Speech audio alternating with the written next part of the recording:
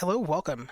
So we are working on this Art Bite Revenge attack, and I was planning on figuring out more before I got started recording, but I realized I was halfway through setting up my my art, and that I needed to hop on here before I was practically done with it. So this is what we had. This background is by I can't remember. Um, Somebody I really like. But anyways, so it's like an HDRI background. Now, I don't like the background itself so much. It's a bit busy, it's a bit weird, but when you use a camera and then you put on depth of field, so we've got our, I hid the camera, there we go. So we've got our depth of field going right here, and then you look through the camera, that blurs the background, and that gives me more of the look I'm going for. I might actually blur it even more. But uh, let's see what section I want. I think I want to use the section I'm on. I was gonna say if there were any parts of the background that I liked more, but I think I actually like this. So I think I want more of a effect on there, but it gives us a kind of like bokeh. I actually don't know how to say that word. I know how to spell it. It's one of those words that I've read a million times, but I've never actually heard it said out loud. So I don't know if it's bokeh, but that's how I say it, or bokeh, or wow. But anyways, it gives that kind of vibe. Um, I think we'll definitely be using some depth of field here to kind of blur things out and then really hone in on his face, but we'll see how much. And then I have decided that I really want to make this a purple orange picture. I really love to play with dual lighting. Lighting is my favorite thing. Like when I see art or um, even photography, and it's done with really cool lighting, not necessarily always dual tones, though I tend to lean into that a lot, but just really cool lighting, lighting through like windows or leaves or something that creates scattered patterns, uh, ambient, cool lighting. It's like my favorite thing. I obviously a really cool character and everything is great, and I love those too, but lighting is my heart. I worked for years on getting better at lighting. I think I've gotten to a point where I am often happy with my lighting, but I would like to get even better at it. And to the point where I look at my pictures, my results, and I go, hell yeah, the lighting on that is fire.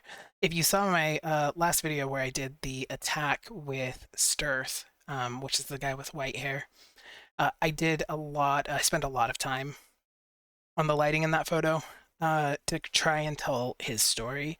I don't know if that came off entirely the way that I wanted it to, but I did try, and I think the lighting is cool. But I don't think I would look at that photo and be like, "Oh my gosh, the lighting in this is amazing." But I do think I've upped my lighting game. If you go to my DeviantArt, it's Rain Kale. Spelling is the same as this channel. You'll see if you look back in my stuff, you'll kind of see my lighting progression, especially if you look at my old renders in comparison to now. You'll see the progress. You can see where I have tried to play with the like dual tones or different colored lighting for different colored moods, and you'll see images where the lighting was completely off. I'm looking at one right now because I'm scrolling through my DeviantArt. So you can kind of see my progression, but lighting is like my favorite thing. So we're getting better at it, and that is what I want to highlight here. So if I just took this, obviously if I posed him, but if I just did it like this, I mean that would be like a cool image, right? But we can make this so much better than I don't know what that square was there, but we could do this, but it would produce a really flat image, and so it would look nice. He's super handsome. Uh, but he's purple. the lighting is purple, it would just be really flat and boring. So obviously we're not going to do that. So first thing first, I want to I want to find a better outfit. I don't like this outfit. Thankfully, you're not going to see the little shorts thing going on there. But I was looking at this outfit here. Um, and that was part of why I wasn't going to record yet, is because I don't like to sit there and search through all of my stuff on camera. I think it's boring. Sometimes I encounter things I don't necessarily want people to know that I own. Like I do some not safe for work art. I enjoy it. I think it's fun.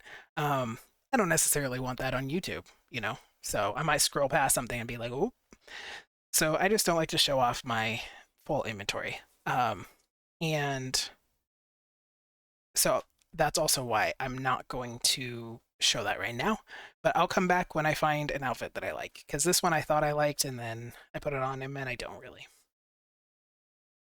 Okay, so I found an outfit. So this character is described as liking both skin tight and flowy clothes. And I feel like this outfit really encapsulates that. You've got the really flowy shirt, and then you've got the skin tight pants. The problem is that I was not planning on doing a full body shot. I also don't know if this really suits him. That's why we're gonna render and see. Well, I don't know. It's not too bad. It's kind of hot, I think, anyway. Kind of flamboyant. I don't know. I don't know the sexuality of this character. It's a little flamboyant, but then again, you do have some flamboyant, not gay people. Um, so the fact that I was planning on doing this as a close up, like more like this, like all the jewelry and stuff. Well, the necklace. I think I want to keep that.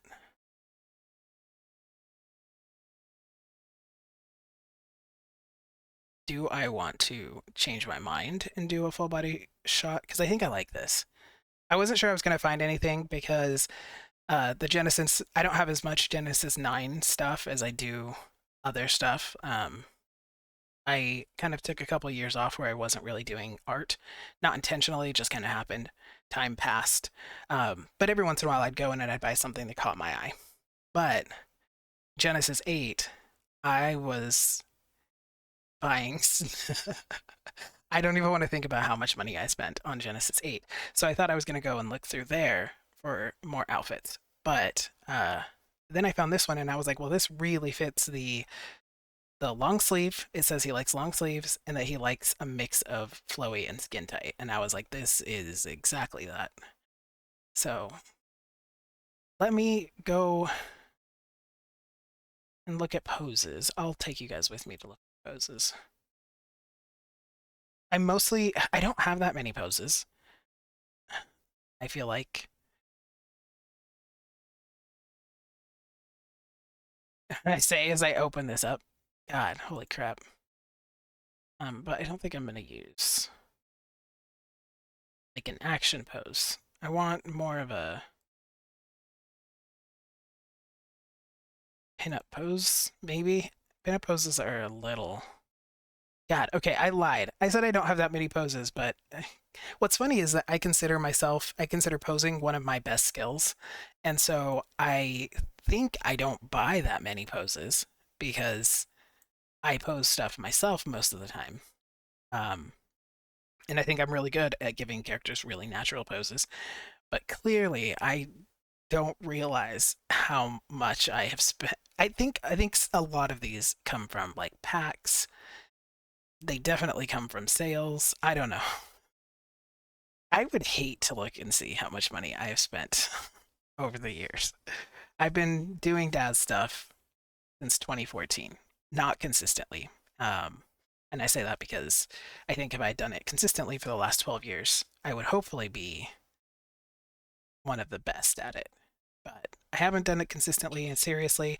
What I have done since 2014 is buy stuff consistently because you see things and you're like, oh my god, that would be so cool to use in like this kind of art, and then you don't end up using it, and like I have dropped over the last 12 years, I have dropped thousands of dollars on Daz stuff, and I have probably used hundreds of dollars worth of it. So if you decide to get into this, definitely look up all of the free utilities. There's so much Daz stuff you can get for free. Um, like that people put up for free. So on DeviantArt, they'll put it up. They probably put it up on other social media sites. I just don't use a lot of them. I'll bet they put up a lot of free stuff on Tumblr. You can go on Renderosity, even Daz3D like .com has a lot of free stuff. You just need to pay. Oh, that reminds me that they're doing their Christmas in July, and I haven't picked up anything for the last couple days. All right, I need to go do that because otherwise you miss out. But anyways, they do stuff like that where you get a free item like every day for a month. You get it in December, you get it occasionally in July. They always have free stuff. So if you decide to get into it, I highly recommend that you don't get into the habit of buying stuff because you will have the same problem I have where I was like, I don't have that many poses. And then I come and I look and I'm like, oh no, how much money have I spent on pose packs? So it will suck you in. I don't even have a lot of money, but when you get a sale and you're like, okay, well, if I spend $30, I get this much for free, and these items that are normally $30 a piece are now $6. It's really hard not to. It's like a stream or a Steam sale if you play video games. It's like when Steam games are on sale.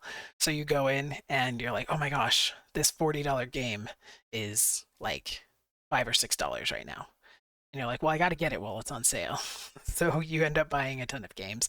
I have a pretty big Steam library too. So it's just $10 here, $20. Maybe you go crazy and drop $40.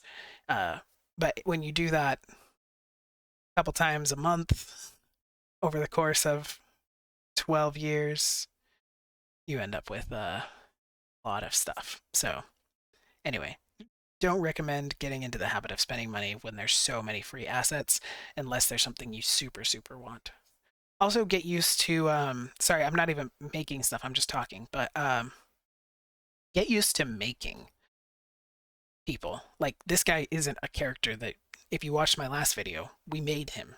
We made his face, we made his ears, we uh made his skin, we made the horn. Well, we didn't like model, like we didn't sculpt, but we made the horns the color that they are. Like we made him into a fantasy character from a clay white base model. And so if you learn how to do that, you can also save a lot of money because you don't have to go in and like look for a horned fantasy character that to buy. So anyway, so let's see what poses we've got. Let's get out of the render preview mode. We'll go in here. And I'm gonna save. I try to remember to save because Daz will crash, and trying different poses is one of the things that will sometimes make it crash. Or you'll put them in a pose and you just, for some reason, can't get them back out of that pose. Like you'll Control Z or you'll try to reset the pose and it just won't work. Oh, I don't like pose packs that come with expressions. Like you just do the pose, let me do the expression. Because then I have to go and zero out the expression. Also, his horns didn't stay on properly, which is weird. I could move them, but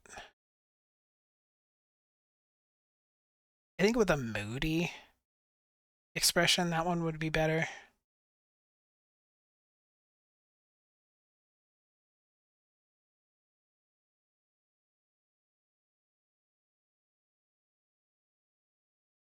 Oh, that's very broody.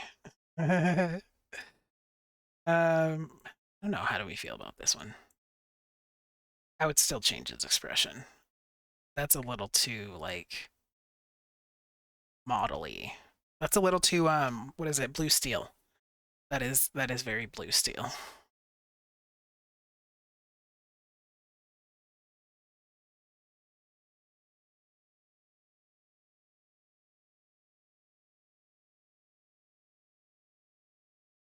Yeah, I don't love that they come with their own expressions. with like pre-made expressions.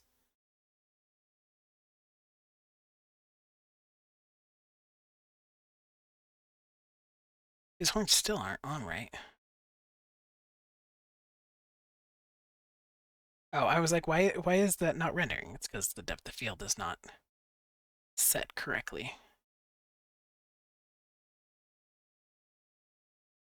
Yeah, I think that's a little too much for this character. Oh, whoops, I'm in camera mode, so all of that was saved. All of the camera movements were saved. I just want him to go back to his original pose. Or the camera. Go. Here we go. So his horns are back on correctly. Let's try this one.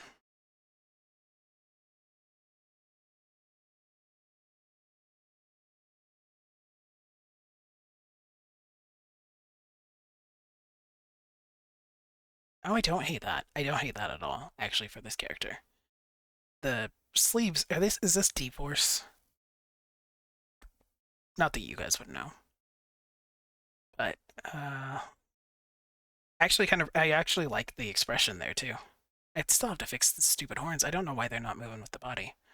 But let's see, turn off memorized pose. Let's see if this is D-Force. I'm hoping it is, because I don't want the... Okay, it is. I was going to say, I really don't want the sleeves to look like that.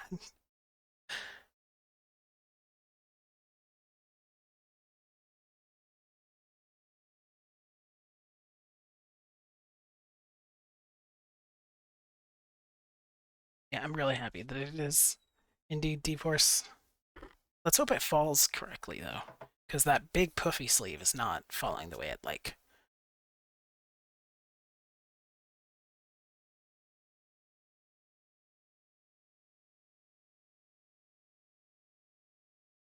I don't want to have to go in and like adjust the D-Force settings because I have not done that in a couple of years, and I will have to figure out how to do it again. And I don't want to figure out how to do it again right now.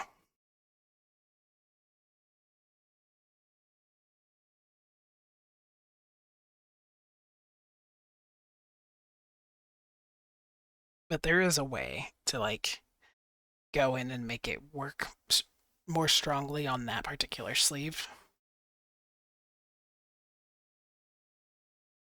That's way too poofy.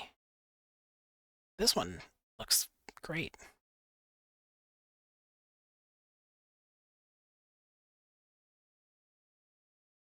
So what do I do? All right, let's try this.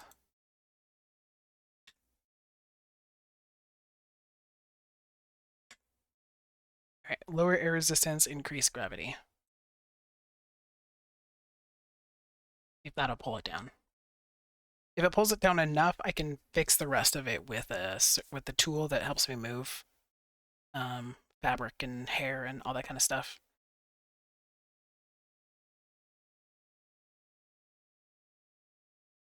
Keeps puffing back up.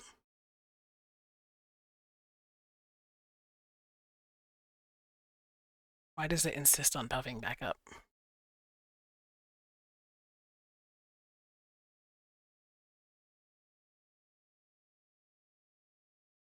If I need to, I suppose I could use a different shirt, but I liked the fact that this one was flowy.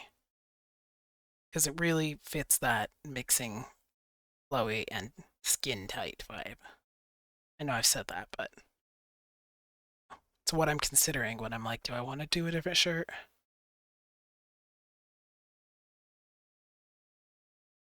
And he likes black, so.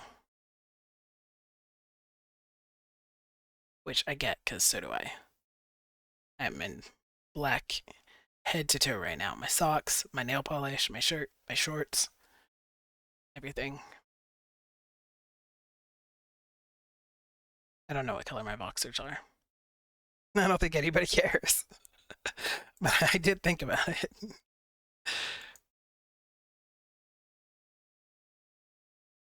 Okay, I think that that reduced it enough. Oh, that's not what I wanted.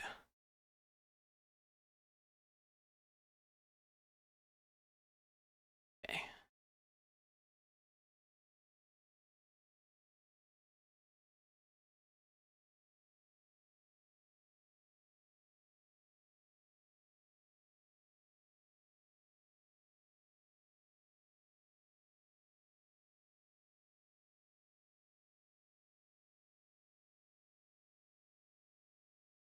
Let's see what happens if I just try.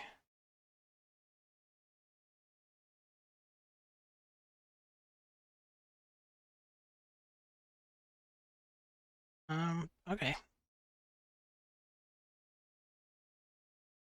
That puts them back. It's not exactly the way I wanted them to look. In, out. Oh, that does that.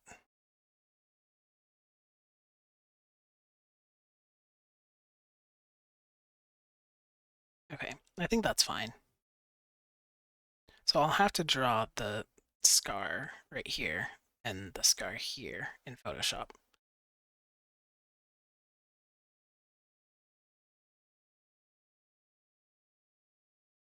Here, what do we do with his hand? Because he has a horn right there. So that doesn't quite work. Maybe we either we put it behind, so he's kind of leaning on his own arm, or we put it across his chest. Let's try that first. Yeah, something like that. Of course, then I need to clear the simulation.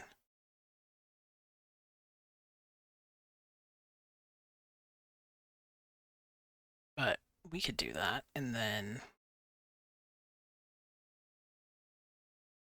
kind of drop this to a casual, more casual, like hand hanging pose. Yeah, I like that, actually. I do like that. We need to bend this arm a little, though.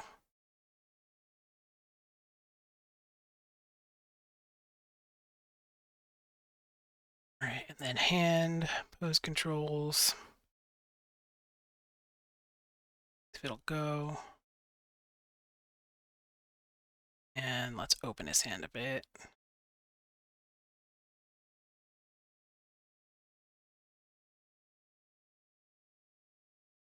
That is dialed in. Oh, fist. Okay. I'm just going to reset that value. Because I want his hand to look like this.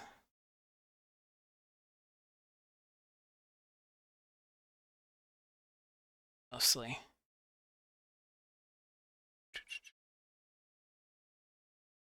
And this more. Maybe we move this arm out a little.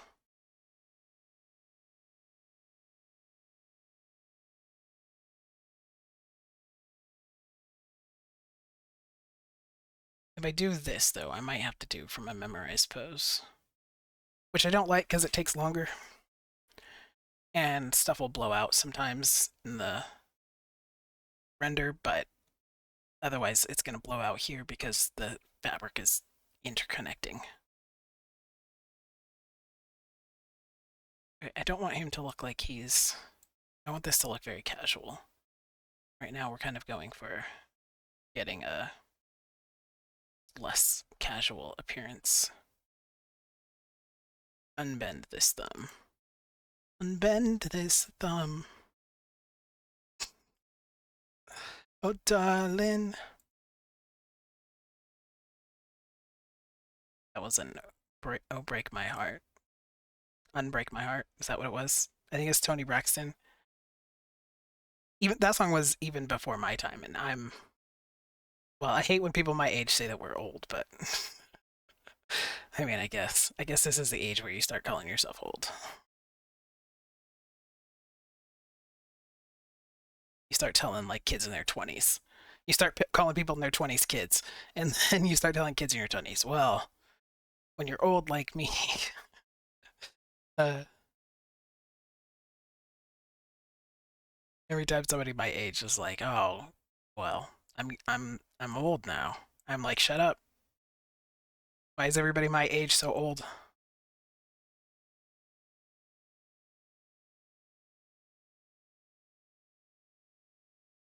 All right. I actually kind of like that. I was not planning on doing a full body.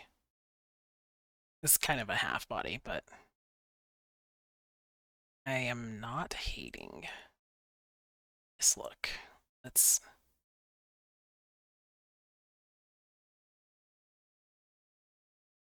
Do we want to do a full?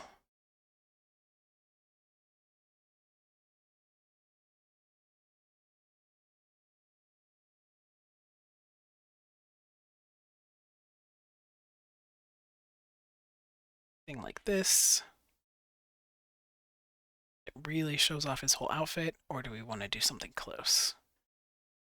Let's look how this looks.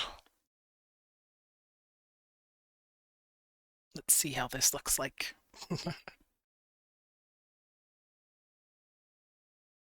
Mind that his foot is inside the floor. I think showing his whole body would be better if I was doing a full background. But since I'm doing...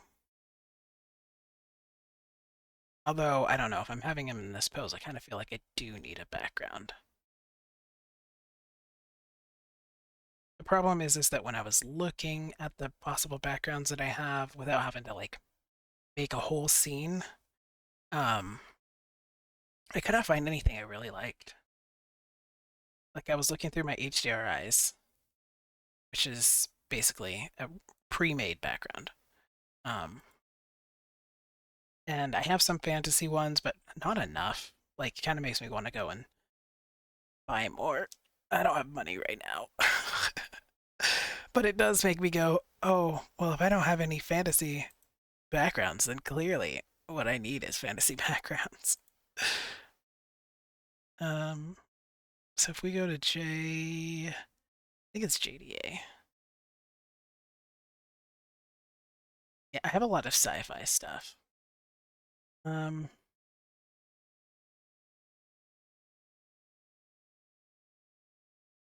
try this.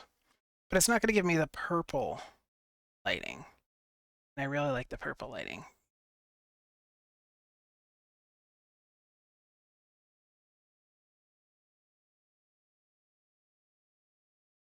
Yeah, I think we're going to stick with the abstract bokeh background. And we're just going to zoom in a bit.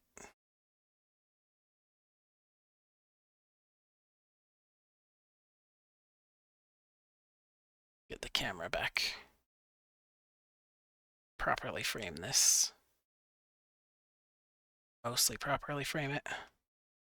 Do I want him looking at the camera? I think so. I think we're going to go with looking at the camera.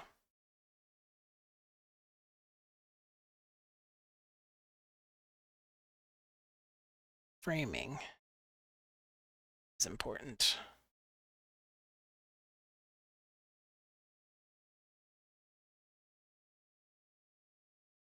Is that good framing? I'm not sure that I like that.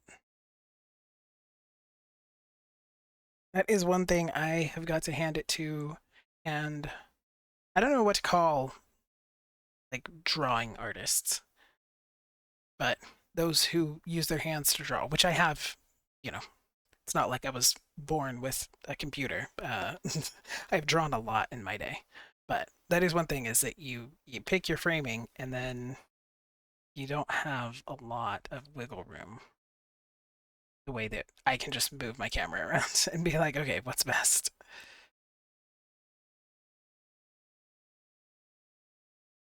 I did get sad. I didn't realize that there were people who didn't consider this art. Um, because in my circles, we all have, for years and years and years thought it was really cool, really gorgeous. People love having their characters made. with this kind of art. And then I kind of started to try and get into art spaces and found out there's a lot of people who do not think that it is uh that it counts. And I was like, "Oh, well that makes me sad." I mean, there's still a lot of artistic choices that go into it. Trust me, because you can tell because you can look at the difference between even my photos or my photos, my my art, like from before and now. You can see a huge skill difference. There's still a lot of artistic creativity and choice that goes into it, even if we are, you know, clicking to put on clothing instead of drawing the clothing on. Okay, the problem with this pose is it doesn't show his necklace. What if I do this? Or move, tilt this down a little bit more.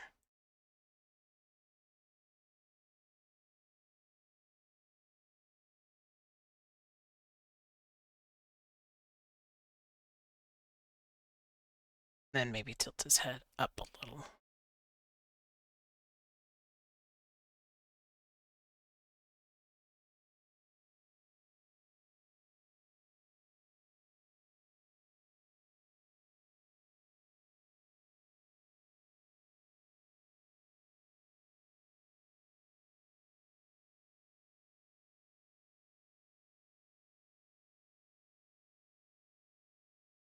He looks more less grouchy and more sad. But it does say grouchy because he cares. So,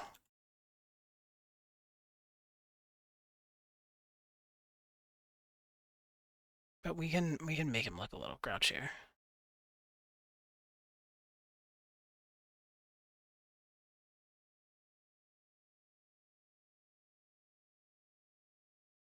Right, that's not doing what I want. Um,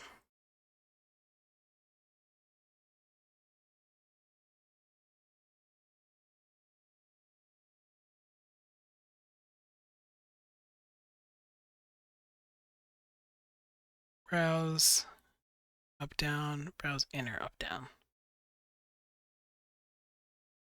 That made them go up.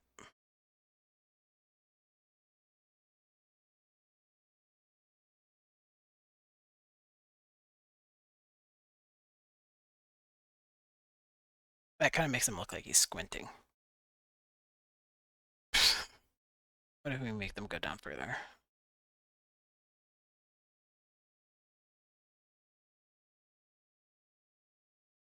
He looks more confused.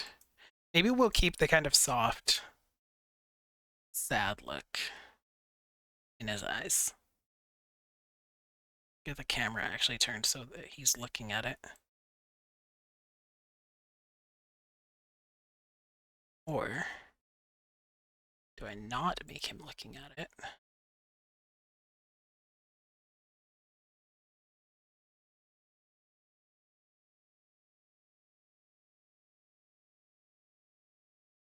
Have him looking off.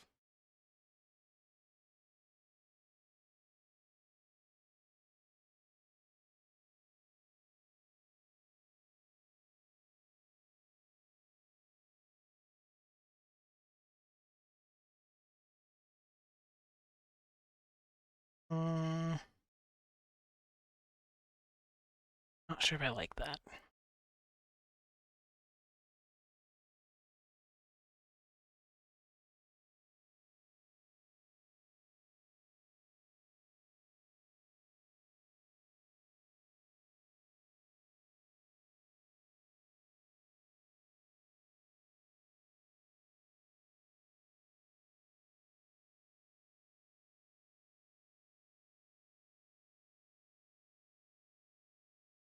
Let's do this so I can actually mess with it a bit.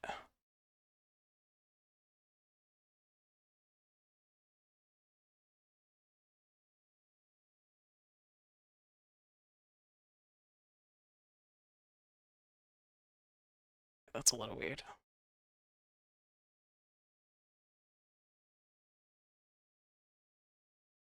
I want to balance his arm here with his head. So I need to counterbalance.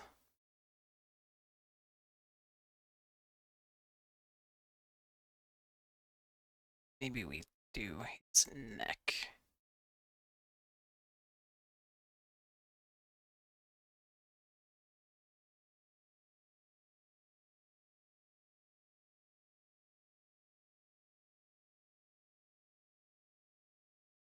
I'm gonna do all this and hate it. And feel it already. His neck is way too far over.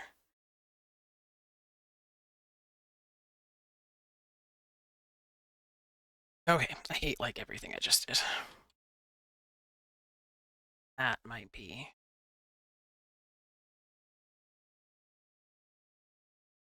Okay, if we put his hand over here, that kind of counterbalances.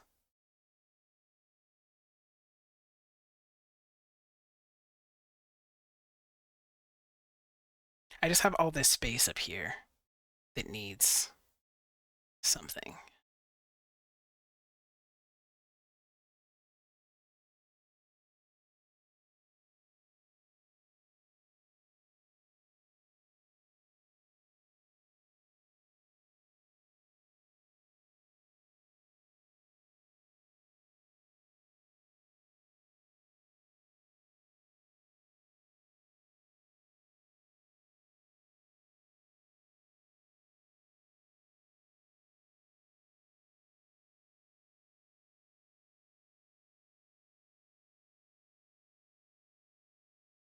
The other option is that I do put this back up by his head. It's a little less casual and a little more pinup model, though. If I put, like, his hand above his ear or something. So, like, I have his elbow there and he's kind of, like, stretching his arm up.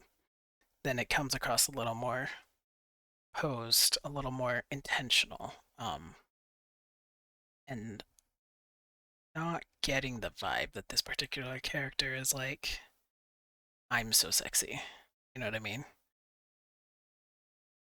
So you probably wouldn't do that. And as I'm a very character oriented person in writing and in art, I want to keep his, I want to keep true to his vibe. Okay, so we've kind of balanced things a little better with this framing.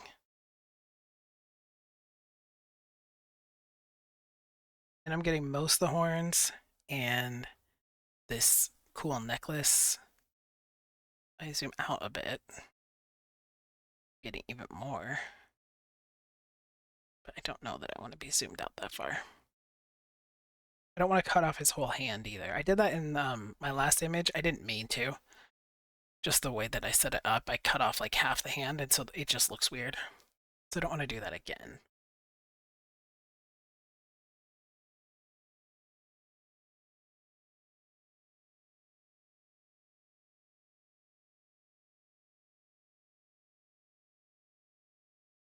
Okay.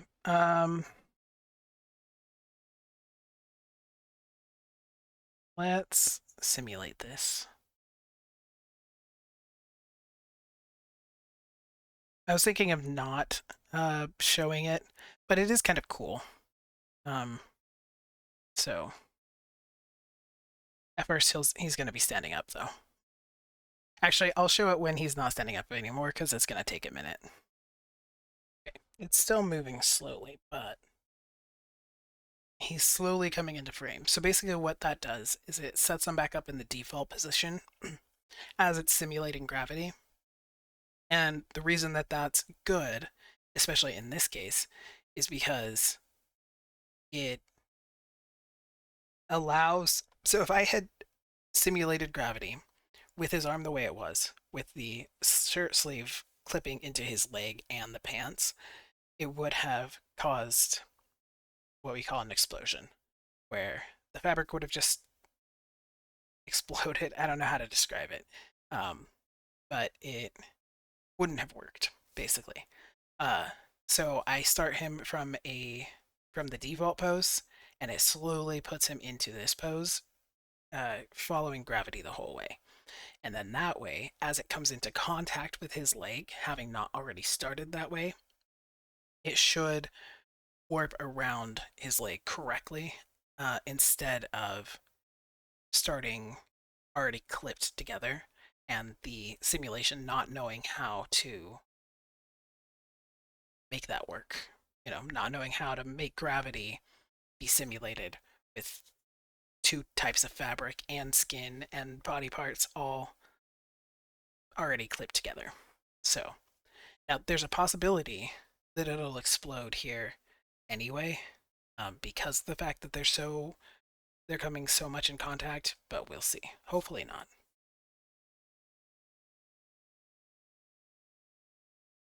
Hopefully it just sits on top of his leg the way it's meant to and feels really natural.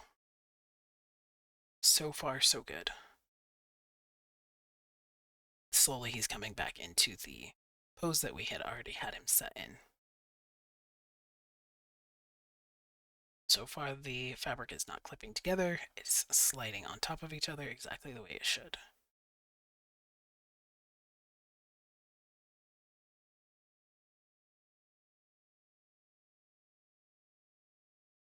And if we get any clipping at the end, we should be able to fix it.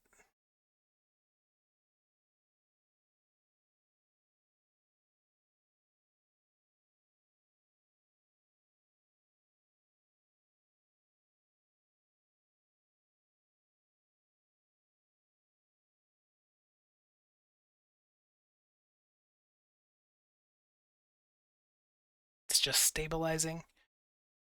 It's finishing that last, he's back in his correct pose, so it's just kind of finishing the last simulations. They're like, okay, now he's settled, so how would the cloth settle now that he's set in the correct pose? So we're just waiting for it to finish that bit. And since it's not really doing anything interesting, I'll come back to you when it's done. Okay, it's done. So let's switch into perspective view. Take a look at this. We've obviously got a little bit of clipping into his arm here, a little bit in the knee, but the fabric itself is looking really natural, really good. So let's go back to our camera. Take a look at this.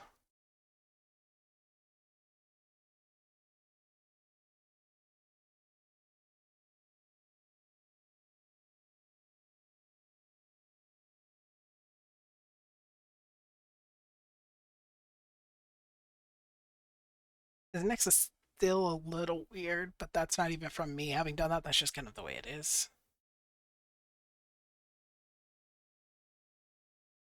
I don't know if I want to fix it and risk messing my framing up because I got my framing the way I want it. Also, I like the blur effect, the way that it's settled right now. It's blurry on his hair, on this hand, but his face is still clear. That's exactly what I want. I think the arm angle's a little awkward. I'm afraid. Let's save it. I'm afraid of messing with it too much, especially because we've already simulated it now. But I do want it to appear natural, not like it's floating above his leg. And that's why I think that, yeah, messing with it has a possibility of absolutely screwing up the clothes. But that's why I think that posing is one of my skills. It's because I think some people just don't see it when their posing doesn't look natural. And so they will have an arm that's just like floating on the top or whatever, not consider the fact that these two would press into each other. Um, and then don't consider gravity. How would gravity put your hand down? But also at the same time, what looks right for the photo? Why do I keep calling them photos? I mean, it is photorealistic, but I'm going to make it not look photorealistic when I'm done. I did consider doing photorealistic for him. In fact, I really considered doing a very photorealistic portrait of just his head and shoulders.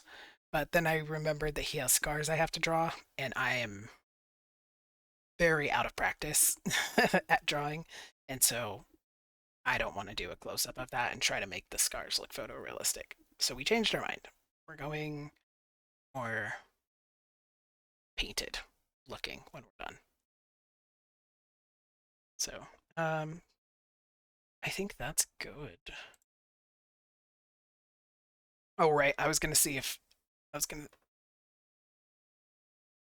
to mess with his neck. Sorry, I had to yawn.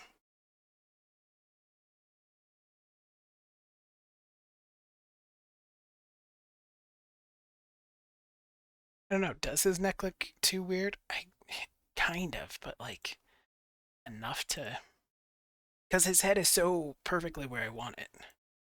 I hate to fix this because that's gonna move his head.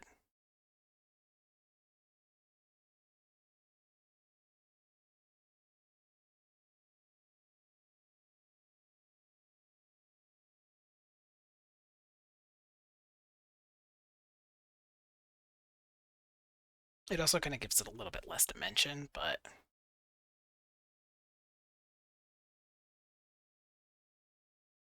tilt it a little. I think tilting it a little kind of gives it a little bit of a sassy look. Not too much where he looks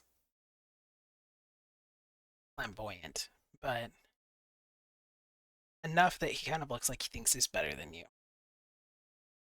which I like. In general, I like it, but also for this character.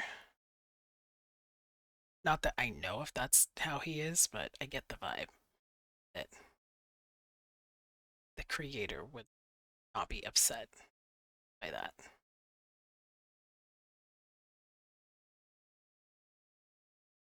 Oh, shit. That's not what I wanted to do.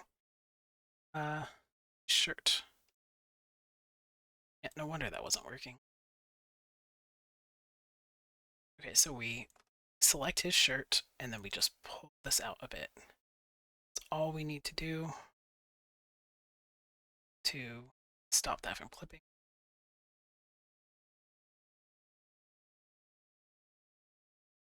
Do I want to risk pulling this down? This is a little high, but there is a risk at pulling it down.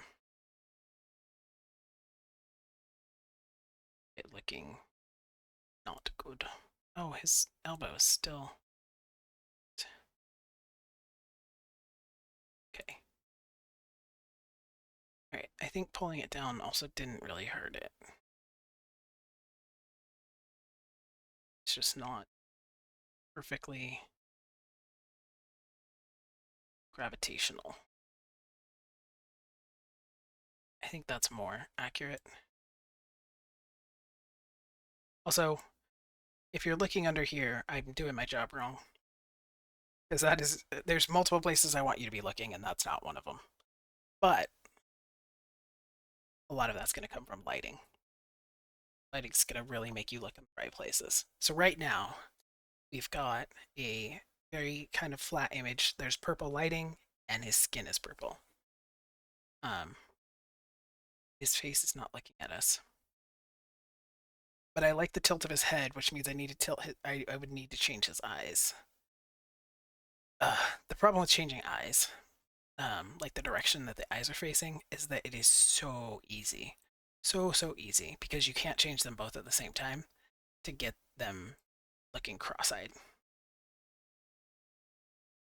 It is extreme to make them look cross-eyed. I had to re-render an art attack that I did because I noticed that I had her looking cross-eyed. I really wish you could just do these together. So we're going to go just 1.4.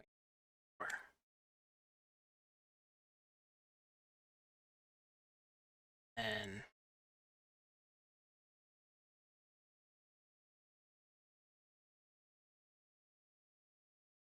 minus point. That way I went down 1 on both of them. see if he's looking at us now. See, he looks like he is with one eye, but not the other.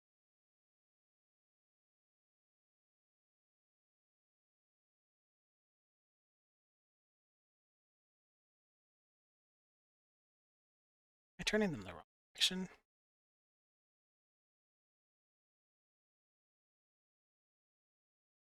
I was. Let's go 2.4. Left eye was 1.4.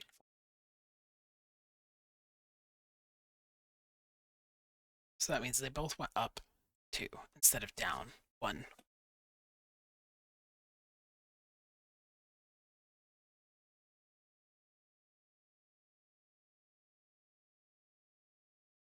It's much closer to looking at us. I think it's still off a little bit to the side, just a tiny bit. So let's do 2.4.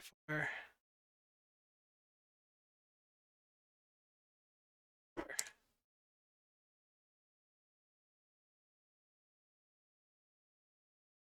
think that's it. I think we've got it. Yeah, that looks good to me. And they're not wonky.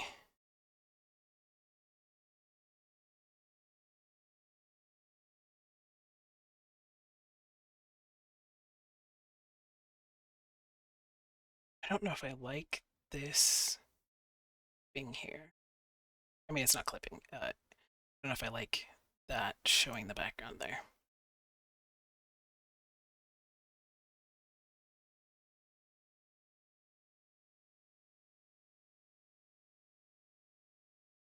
Okay, he's still looking at us for the most part. Not looking away enough that I'm going to fix it right now. At the end. So our depth of field here, right here. So this is showing us where the camera's focusing. Is not exactly where I want it focusing. Lower the f-stop. Tighten the area that's focused. I really kind of want to focus the necklace. Actually, you know what? Let's do more like this, because I do want his jewelry to show.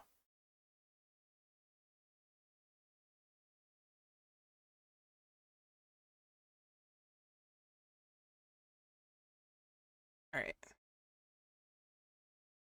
That's better. That shows the ears, the belt, the necklace.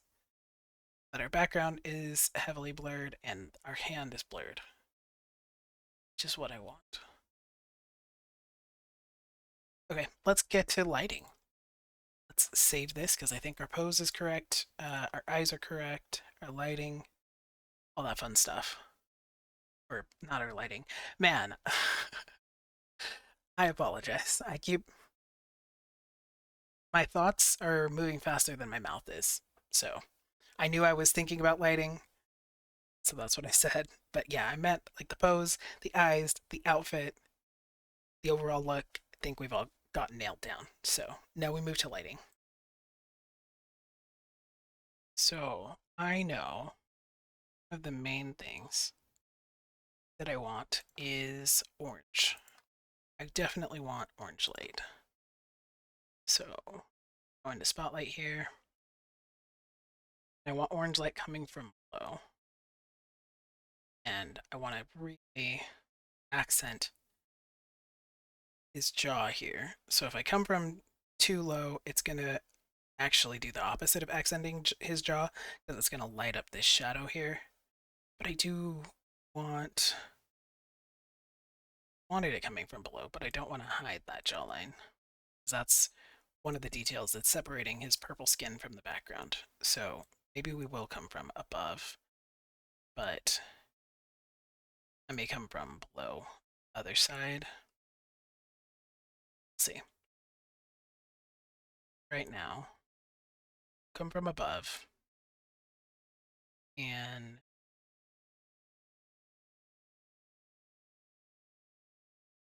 strategy do we want to go? Let's do that. And let's do camera. See what that looks like.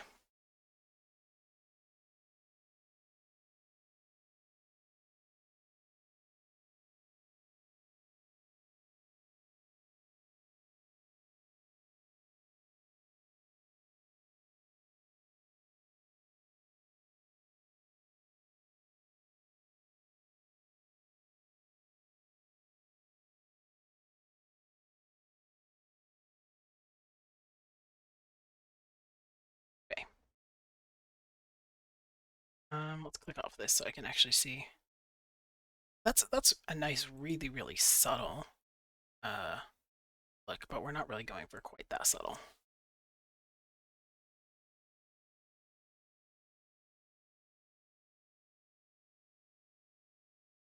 Though I wasn't planning on the orange light coming from above. I was really planning on it coming from below. But this does really highlight those shadows under his chin. Brings out that jaw. Let's see. So we either change our plans or we change the lighting and we accept the fact that it's going to hide those shadows. This does bring him to life a lot more.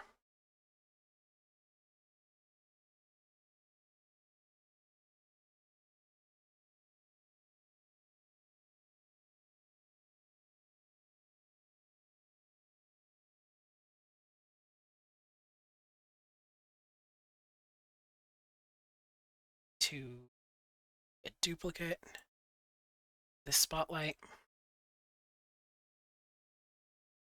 And we are going to go down here, because if I'm not going to do it from just below, I want to do like half of his face in orange. So if I'm not going to do it from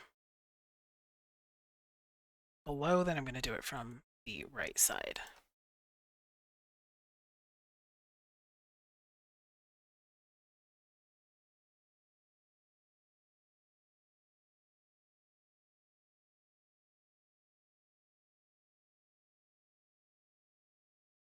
All right, that's too much.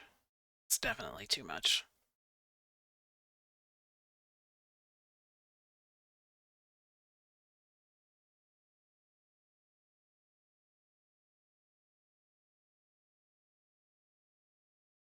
It's hitting his arm more than his face.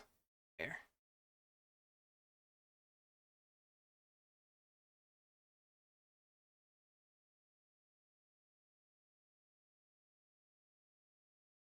That's okay. Create another spotlight.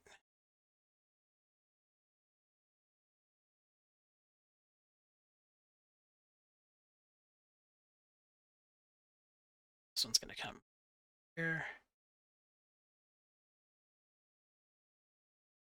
Actually, we'll just have it come from straight on. And this one is going to be purple. I know we already have a lot of purple, but I really want that contrast.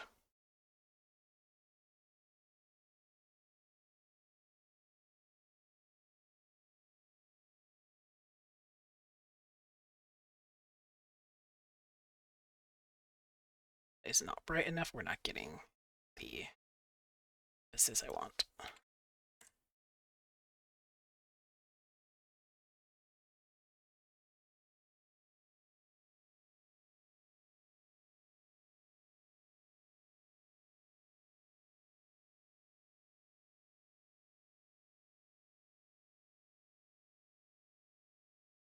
Let's this. We'll do 10,000 lumens. I'm gonna do a darker orange.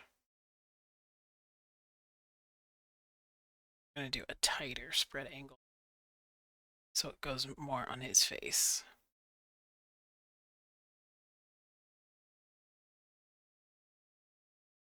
Let's fill lighting.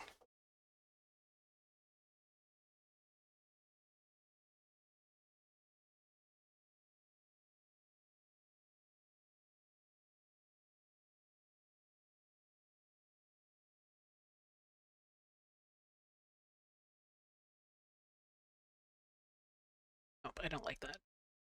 Back to, well, let's try 6,000. Nope. I think I want this one to be darker.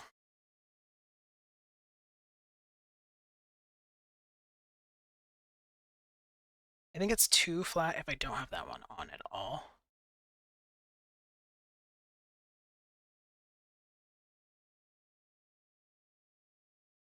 But I do like the shadow. Okay. The decisions. See, this is what I mean. I'm like, when people say it's not art at all, there's a lot of artistic choices that you're making. But that's not always obvious, you know, when you're looking at a finished piece, not necessarily seeing all of those choices. Also, we have a weird shadow right there. I don't want that. But I may be able to fix that with the last light. Okay, I think that's actually good. This, I think that's actually really good. So we're actually going to do two lighting, more lights. I'm going to do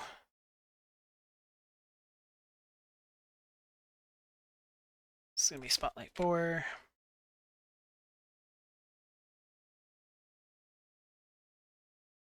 This one is going to highlight specifically necklace. And then we're going to create one.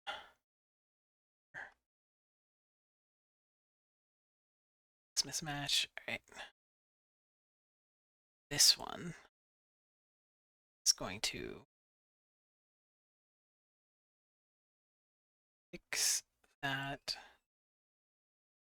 shadow and then highlight his face just a little bit more. But it's going to be a very soft light, so should not like brighten his face too much. We'll see.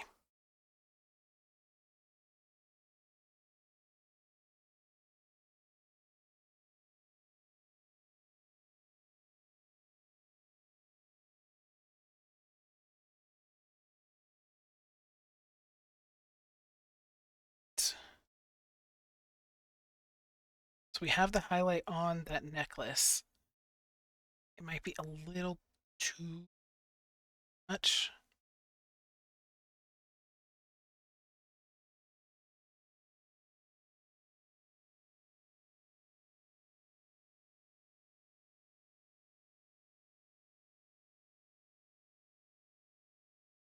It's also not softening up that shadow as much as I'd like.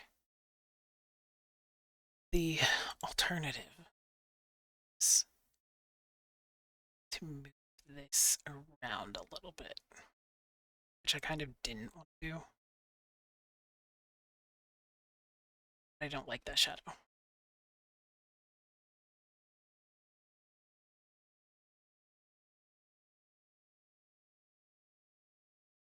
Yeah, I don't like that.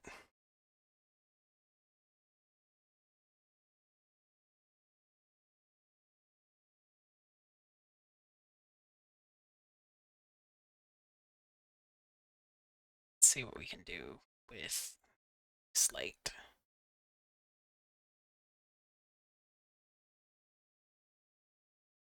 It's not very bright, and it's not supposed to be. I kind of wanted to get the shine. That's like really what I was going for, is to get some shine off of this. I think it's just not strong enough to change that. This one I can make stronger, but I don't want it to do that. It's like a bright light. Let's see what this looks like after it settles a little bit and renders a little bit more. Yeah, we're still not breaking that shadow, but I might just leave it. Or I might blend it a little bit in Photoshop.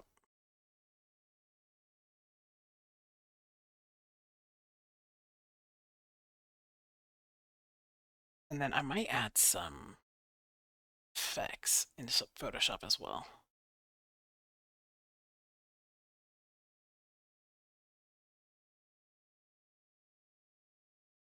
Let's turn this light back on. I want it to do a different job than it's doing right now. The hand is losing. Like, the way that it was, there was no point in it being there, basically. It's just kind of falling off. With this, we've got some lighting along the hand right here, just underneath here, which is giving the hand some depth and giving it some feeling of cohesiveness in the image.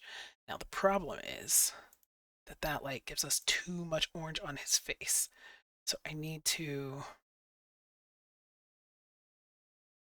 reduce the spread angle on this so that we're not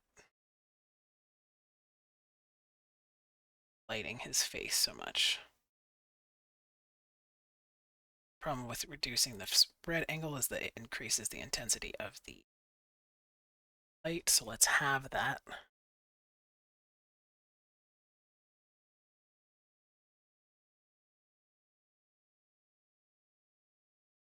And then maybe let's reduce this a little. Let's do 8,000.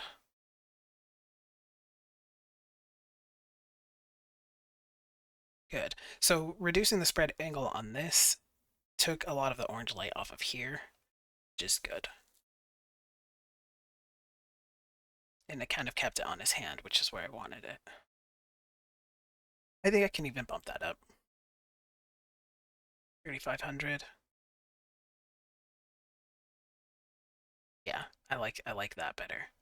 And then I think this one is still too high. Let's bump this down to 6,000.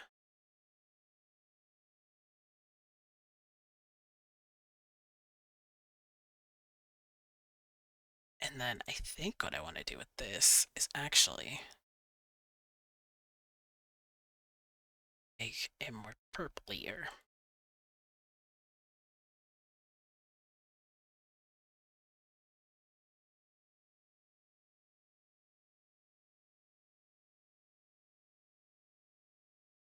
Okay, I think we're getting a really good balance of our purple and our orange. I think I could even take this purple over it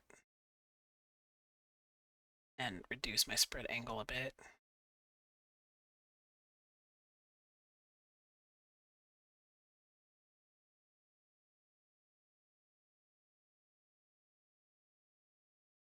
Okay, let's see what that looks like.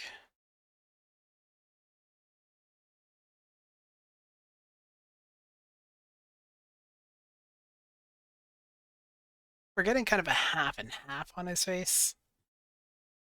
Like, there's like almost a straight line. And that's not good. Do I want more the purple to show, or do I want more of the orange to show? Making a choice now. So if I do this and some orange shows on like his cheek over there, that's gonna break up that half and half look. See, now it's not a line down the side of his face. We've got some orange right here. We've got the orange bleeding into the purple right here. So that kind of takes away that half and half look. Let's also do that with the purple.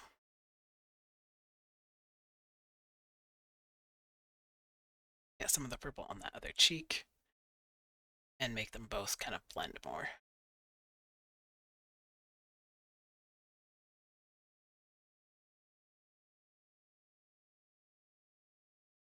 And now our shadow is more of a line than like a weird angled thing. So this is easy to blend in Photoshop. Just take the blur tool over it and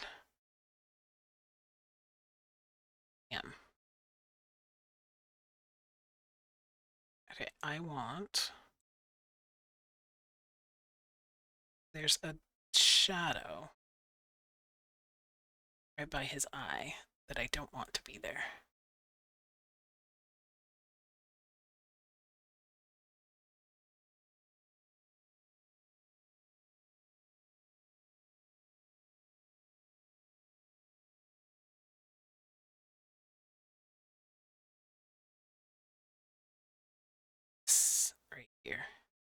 It's hard to see because these things select.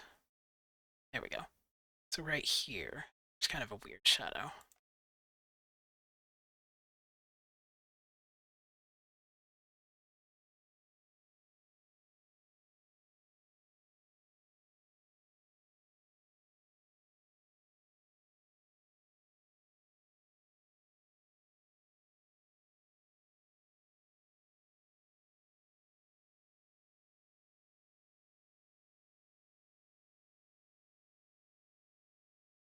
Use the spread angle. It's a little too intense.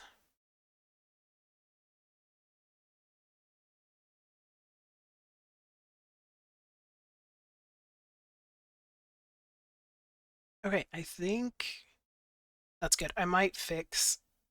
I don't know if this is shadow or if that's just the curvature of his mouth. The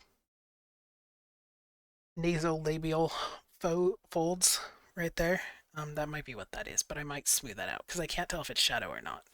There's also kind of a weird shadow right here, so I think that's just my lights that I've got, but that's all easily fixable. So I think we're gonna go ahead and render this. I might do 3 renders, one plain, one with the orange light, one with the purple light, just so I can play with those lights, and if I need to blend it better, do that. So I will be back after I have rendered all of these. I forgot to show my render settings, so because I started rendering and I was like, wait, that's not what I want it to look like. So I turn my denoisers on. I just turn on these first 2. Sometimes I only turn on the first one if it ends up too smooth. And then I will go into this and do rendering quality to, I don't even know if that really, I don't think that really makes that big of a difference. And then my max samples, I do 12,000. Which slows down my render times, but that's okay. I think it gives me better quality, which honestly right now I'm going to be blurring it and doing all these things, so I probably don't need that because I'm not doing a big, huge, like photorealistic render, so I probably didn't need to do that, so maybe I won't in the other 2 where I do just the one set of lights and then the other set of lights, but it is usually what I do. So again, I will be back. So I didn't notice this until I was rendering it and I was watching the render, that his horns are slightly wonky. I don't know if it's the angle of his head, but it looks slightly off and it's gonna bug me. So I'm gonna try and rotate them. I don't know if it's gonna let me.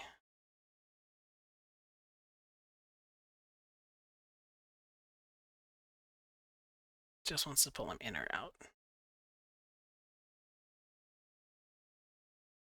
So it may not let me. Shoot. Yeah, that's what I'm trying to do. Let's do that.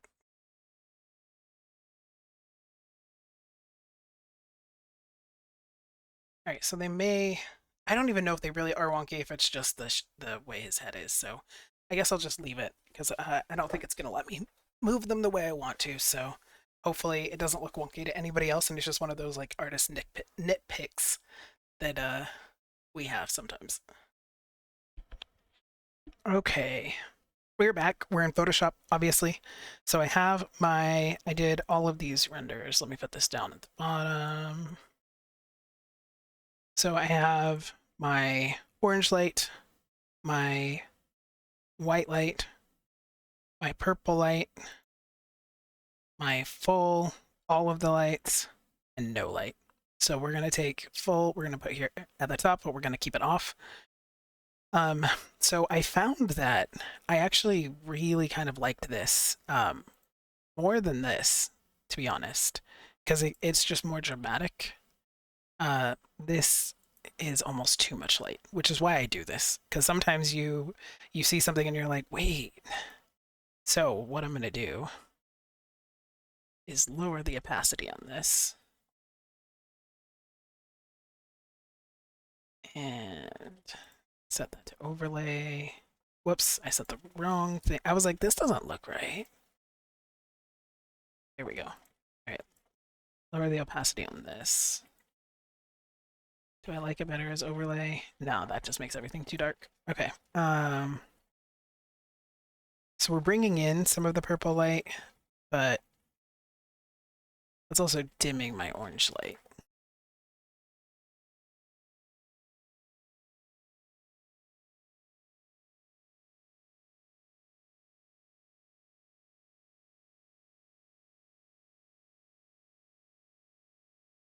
Okay, there, that's doing what I want. Putting it on lighten, so that it's only bringing in the lighter parts and not the darker parts. I actually think I still want this lower. I do want the light there, though. But yeah, much more subtle. And then the highlight. Let's put this on lighten as well. And it's way down. Why is it only really... Well, no, I was going to say, why is it only lighten up the purple side? But it's just because that's the darker side.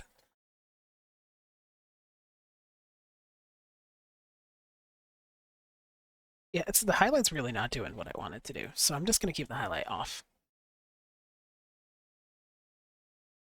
Yeah, I think I like that more dramatic look a lot more than this really overly light one.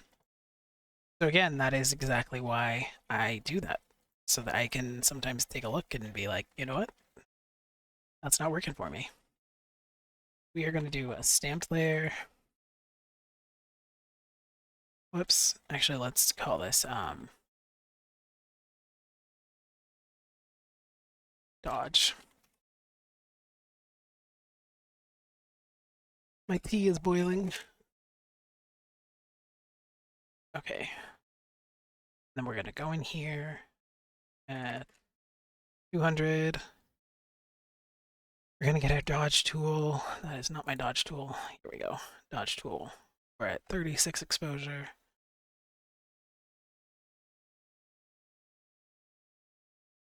It's down a bit. I want to increase the highlight here because his eyes looked a little dead, and I don't want dead eyes. And then I want to see if I can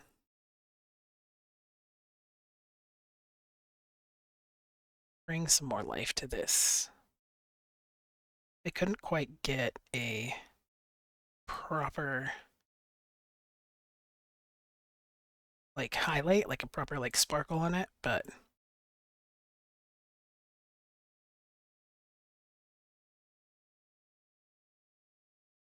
the light's coming from this side.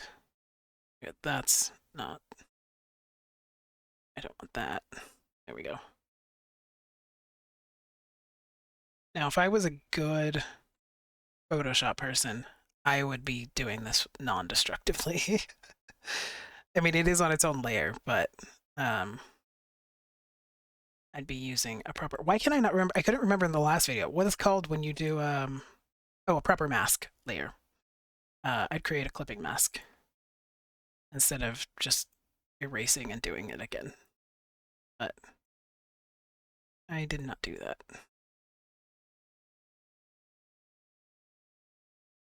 So we're just going to come in here and kind of highlight these shiny areas to make this appear even sparklier. Got a sparkly boy here. Okay. Let's see what that looks like.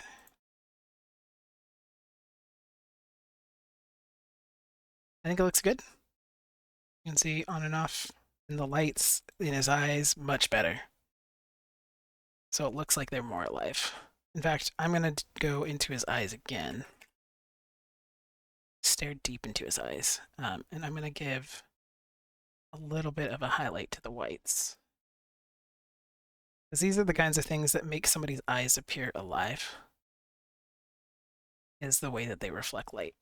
And that's why sometimes, um, especially with like renders like this, they can really appear flat and lifeless. But you bring some light to the eyes, and all of a sudden, they start to look more alive.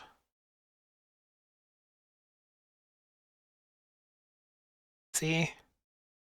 Like this, they're kind of dead. Bring that, look at that. So much more alive. I kind of did too much here, but I don't think I need dodge. I don't think I need burn. I mean, I could highlight some things. All right, maybe I will.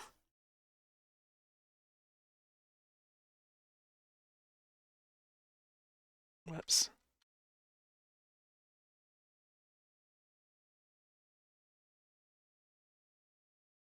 Burn. Okay, so for our dodge layer, we will lighten. Yeah, and then for our burn layer, we will darken.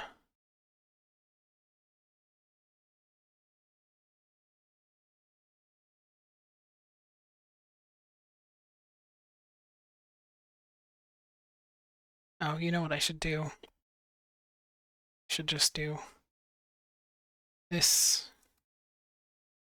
I don't have to do it like that, but I can.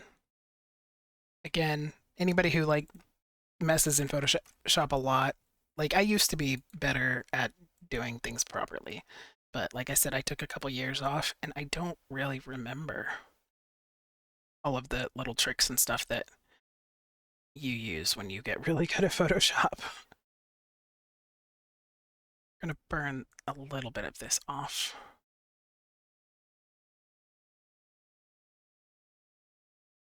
We're kind of giving him some eyeliner, which I don't hate. Hopefully the person who owns him doesn't hate it either.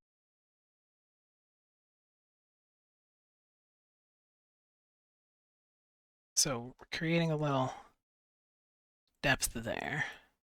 Okay, that's way too big. I just don't want it to be so distinct. I want this to be very subtle. Just gonna give that jaw a little more definition.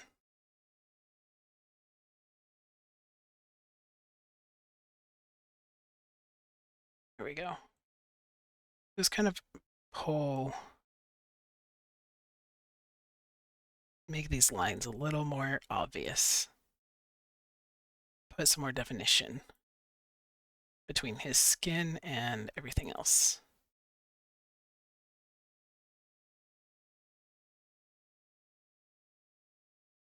I'm doing this at a very, very low level, so like I think it's what, 4%? Yeah. Not up for these. I just didn't want the jaw to have like a straight line.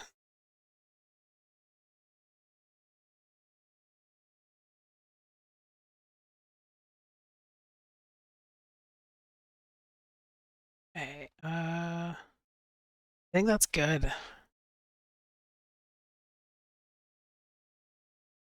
Actually, let's leave this at where it is, and whoops, that's not what I wanted to do. I didn't want to stamp. I wanted to create a new layer. We're gonna call this Scar 1. All right, wish me luck, because I'm hand drawing these with a mouse. Okay, so these have a very distinct lightning. They call it a Lichtenberg scar. I'm going to assume that's the lightning element of it. And they come around the front. And they go across his horns, but I didn't do his horns that way. I didn't do them as like skin. I did them as horn material. What is that? Keratin maybe. So I don't know that this is gonna look quite right, but Now, for right this second, trust the process. Now, the process might not look right. Okay, so they have it kind of pink. I was making it purple, but they actually have it kind of pink. So we'll go here. Kind of a mauve. And then so they have I'm gonna make like a crack in the horn, but I'm gonna do okay, this comes over his eyebrow. So it kind of comes down. We kind of have like a branch. Then we have like a proper actually it doesn't intersect his eyebrow, my bad. It just goes we have one over it and then this one actually appears to come next to it. So I think I went too far. One over this, and then one down like this. Go right into the hair there.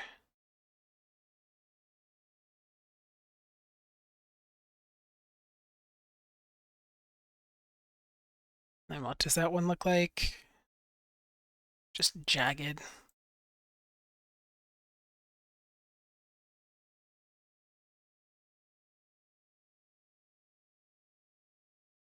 Not sure this is looking anything like it's supposed to, but I'm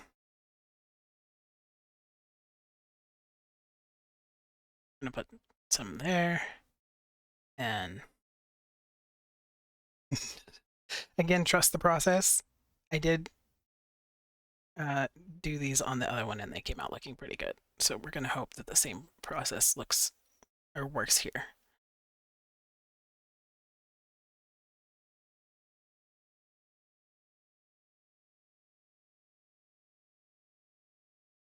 Okay. The other ones weren't like this kind of shape though, which helped.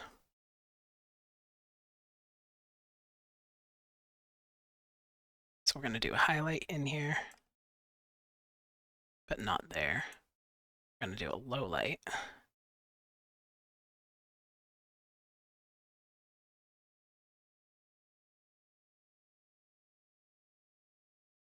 That might be way too dark actually.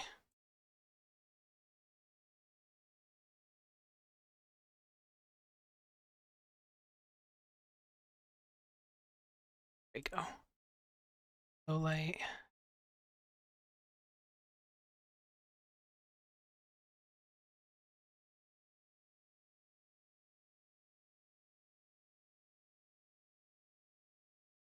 And then we're gonna do a higher highlight.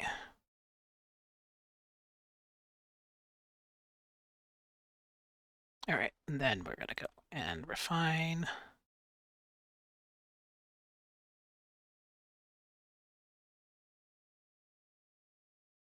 Then we're gonna switch this to, this just makes it look better, but it's screwing up my colors.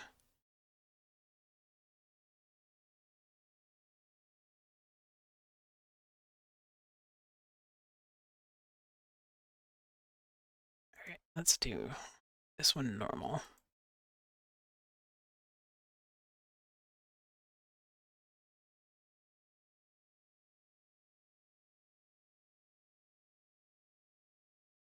Oh, I was like, what is going on?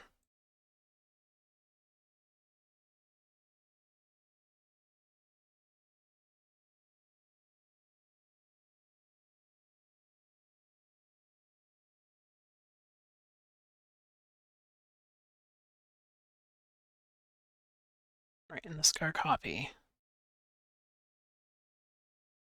with the opacity, I want to kind of de-intensify this a bit.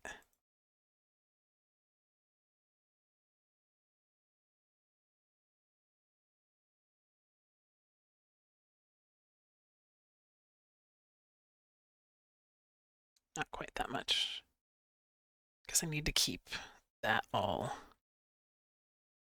cohesive.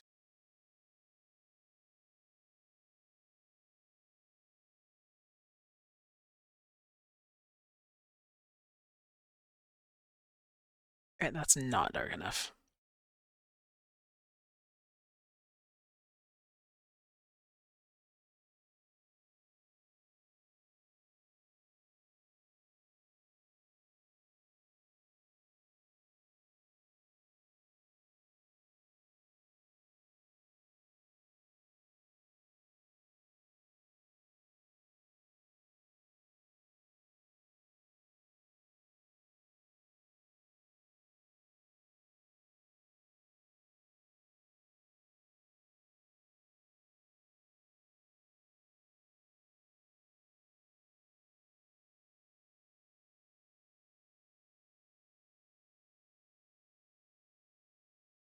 I kind of wish it was magic, because then I could use these, and that would really give me the look I was going for.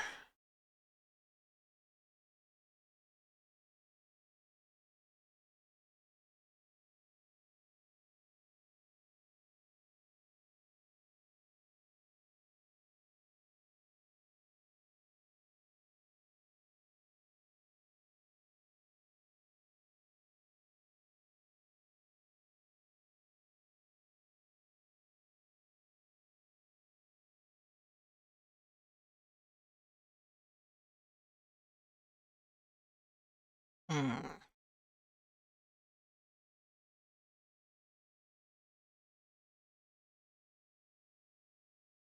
Can you tell it's been a long time since I've had to be an artist, like a hand artist? Although I don't think I ever quite developed the skill to draw scars. At the time, I was honing faces more than anything, trying to get realism in, you know, eyes and face shading and hair and all that kind of stuff. Wasn't adding all the fantasy elements, um, especially not purple scars. This is just me making excuses for why this looks so bad. Uh, but I want it to come out.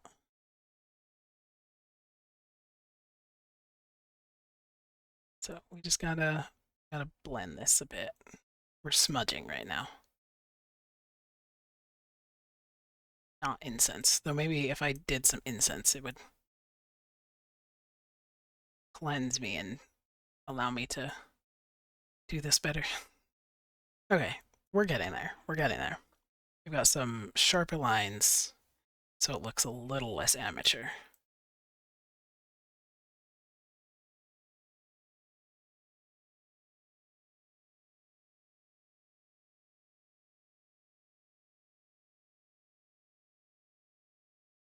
You know, I sometimes wonder, and maybe I fell victim to this too, and I just don't realize it. But sometimes you'll see like an artist who will put something out and they'll be like, oh my gosh, I did, you know, this thing and I did like such a good job with this thing. And you kind of look at it and, it's somebody doing their best, but it's like very amateur. And I sometimes wonder, I'm like, do they not, like, do they know? You know what I mean? Like, I feel like I have a good ability to look at something and be like, okay, this is not the best. um, and so it does make me wonder sometimes if there are people who they just kind of don't see the flaws in their own work. Because, like, I'm looking at this and I'm like, okay, I see the flaws. I see where it needs work. Now, whether or not I can achieve that, I don't know. But I feel like I see it.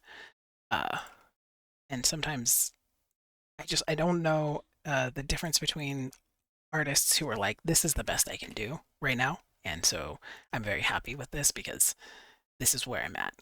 And those who look at it and they go, oh, yeah, that looks just like the artists that I follow that I really love. And this is perfect and beautiful. And you kind of look at it and you're like, I don't know. It's not that people can't be beginners. I mean, look at what I'm doing. Um, it's, it's just something I wonder, I guess. Just the way some people like describe their art.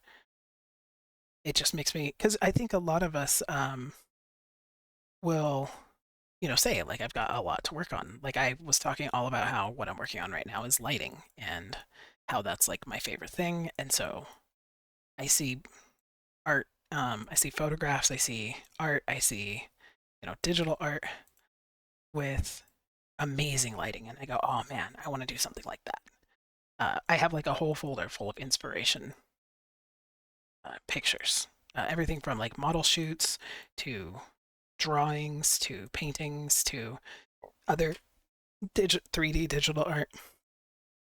Um, and so when I look at something that I did, I'm like, okay, I didn't quite get there, but maybe next time or whatever. But I can look at it and I can see that, and so I might put something out and be like, oh, I like the lighting on this. I think that I did a good job with it. Um, but I have some. I wish this would have done this or something like that. Um,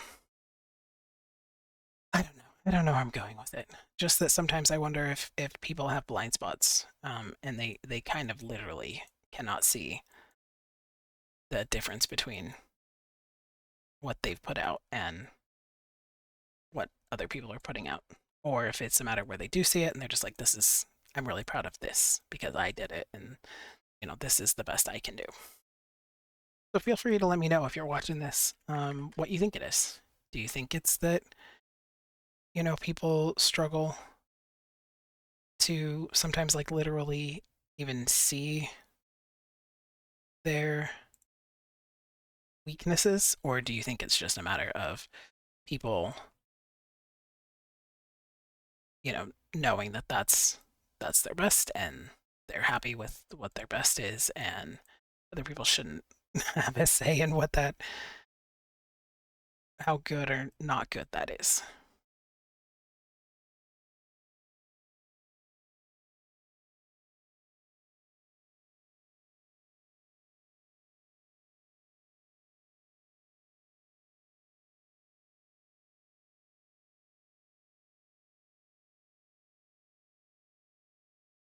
I really want this to look. If it was like Arcane, I've got this. But they're like real. It's meant to be realistic. Meant to be realism. All right. I definitely don't think that's perfect. Definitely not. But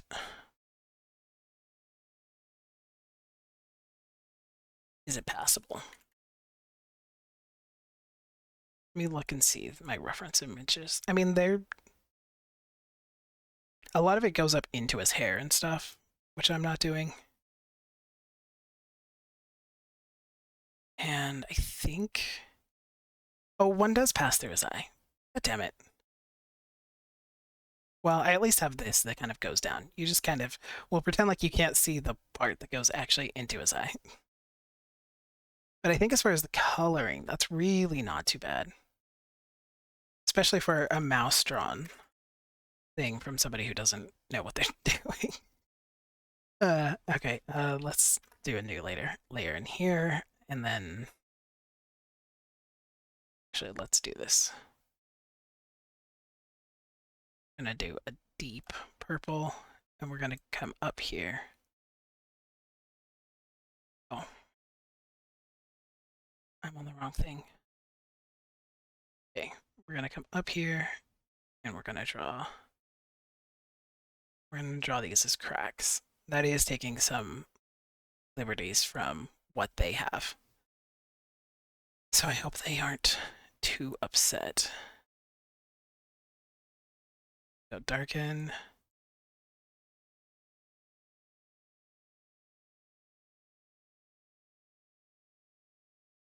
And we're going to do smudge a little bit. And we're going to kind of try to give this some of the ridges here. Because this shouldn't be uh, like even lines when he's got these ridges on his thing here. So we mess the lines up a little to kind of show where these ridges are.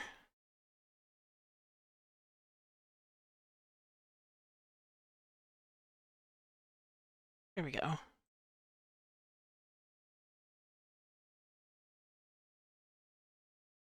Okay, there we go.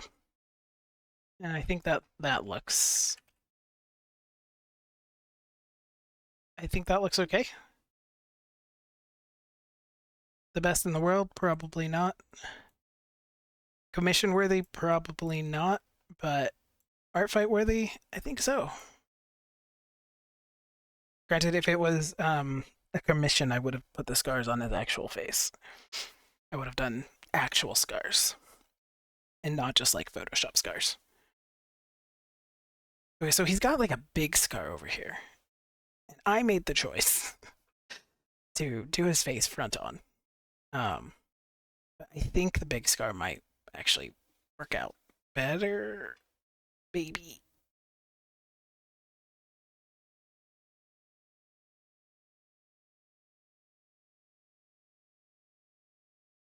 We'll see. We'll see. New layer.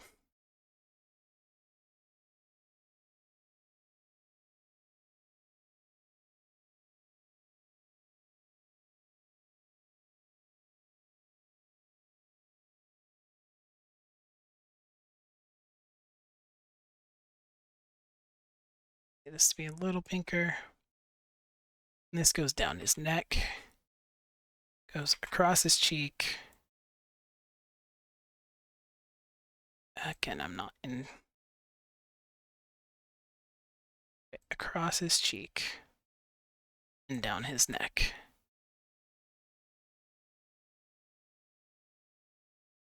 Okay, so we're looking at like this.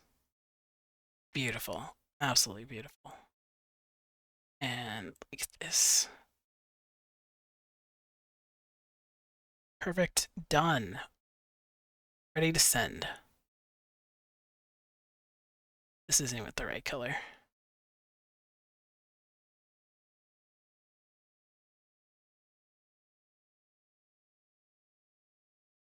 What if I did that? What if I like just drew these in like this?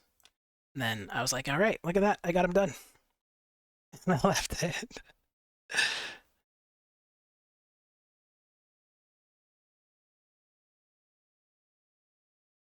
It's closer, but we're not quite in that mauve area.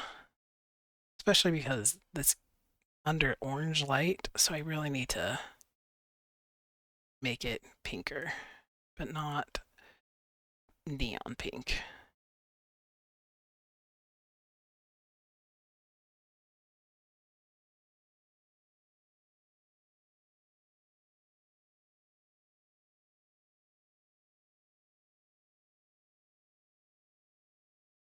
I really like if I get it right, it's not supposed to look drawn on in Photoshop.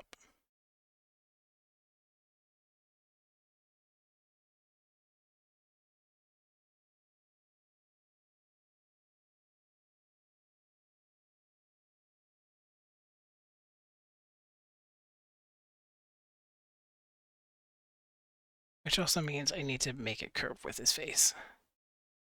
And not a straight line.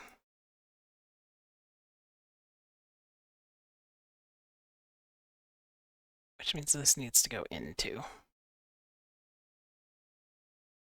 I don't know how to use the liquify tool, so we're not going to do that. Because in the version of Photoshop I had CS6 for God knows how many years, and that's what I learned to use, and it did not have liquify. I think the version right after CS6 had liquify. And so I never learned how to use it. And I still haven't learned. I don't even know where it is.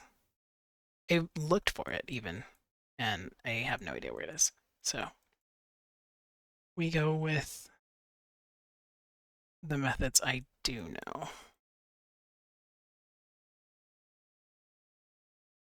That needs to be a smoother transition.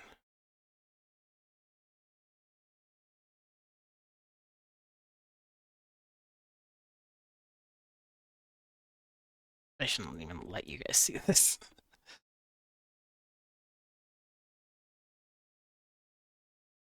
Well, I'm showing my process. We're gonna have to do the shadows here. This is gonna have to come out a little bit because he's got a thing there.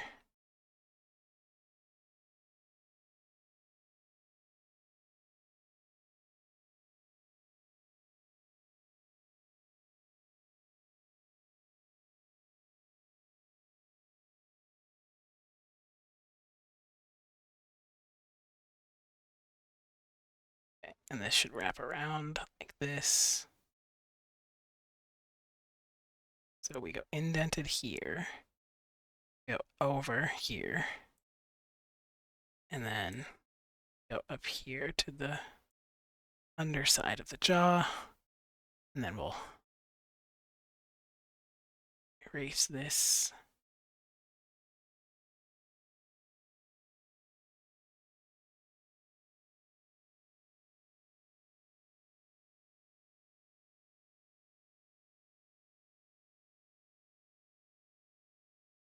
There we go. All right, now let's see if we can give this, is that even the proper color? They have it more like tan, but all right, let's give it like a pinky tan. Pink than that. Okay. So we'll go in here.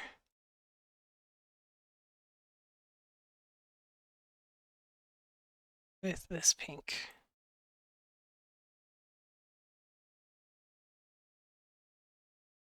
Follow our outline. I should probably be doing these on different layers. In fact, I'm going to.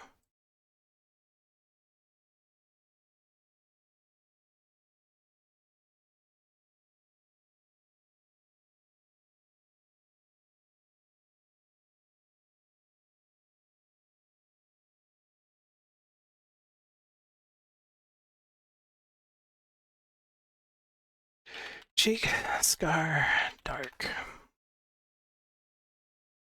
Cheek, scar, mid.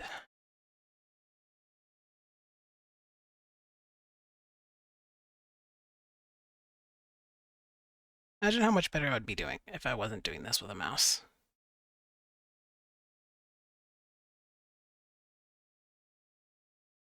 Honestly, probably not that much better.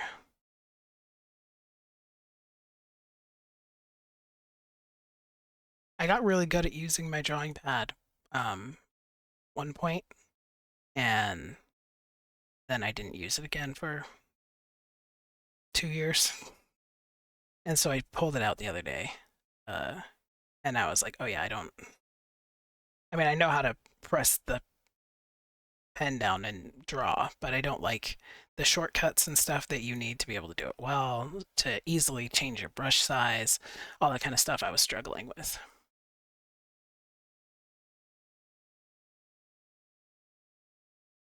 Scar highlight.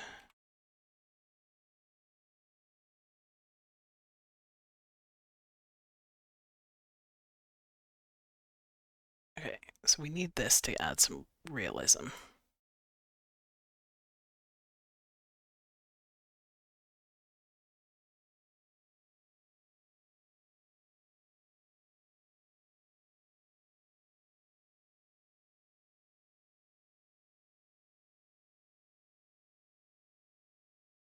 That first layer color is not doing it. That's all right. Also, I didn't do that the way highlights. That's not how highlights work.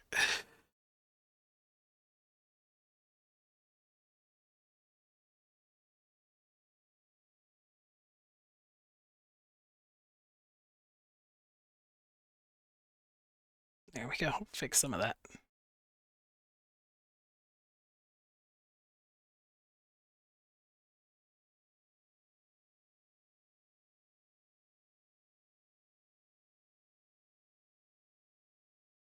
I definitely, drawing wise, not good at lighting. Like, you know how some people are so good at really understanding the way their light sources are going to play um, on the skin, on everything, and they just really, really have that down. Uh, that's not me. I have a better eye for like shape, although I don't know that you can tell. But I have a better eye for shape than I do for the way our light's gonna work.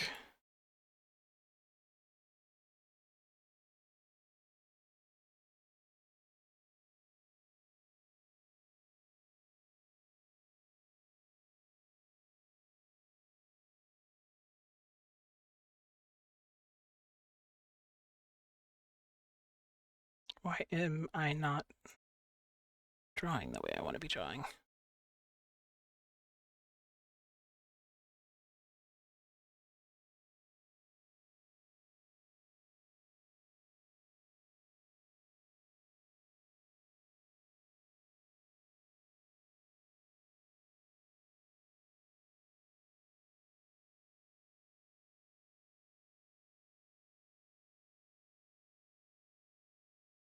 Okay,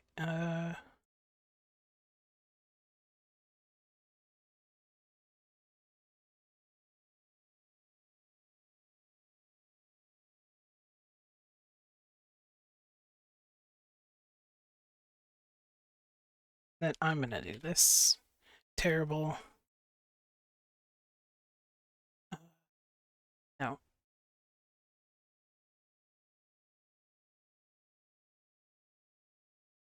and I'm gonna smudge some more,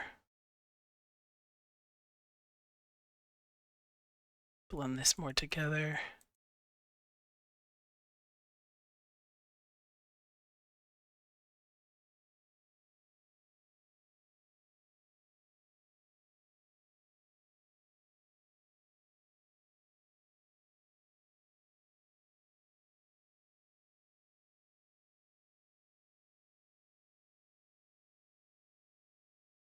All this needs to be darker because it's in shadow.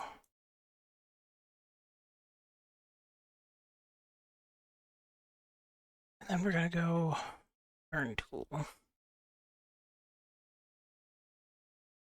Run this over all of this. Actually, right there. Okay, I fucked that a bit. Okay, let's pass one. Pass two. There. Now,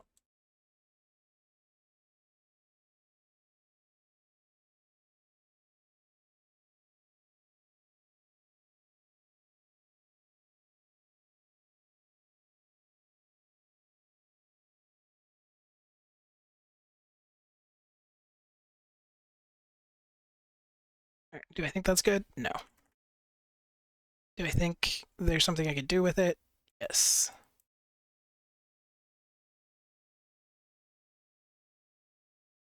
Oh, all of these are together. Okay, let's try that again. Take these off.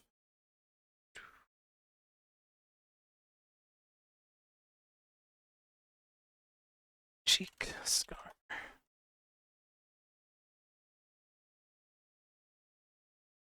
Think that like that.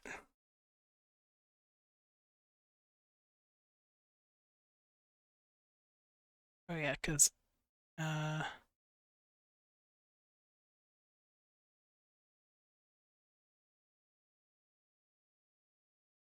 okay, well, we don't want to do that.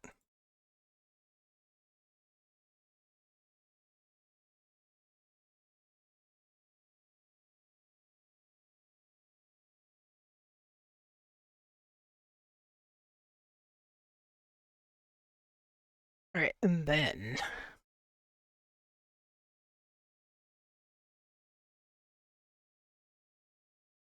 how do I do this? Because if I do image, it's going to do the whole image.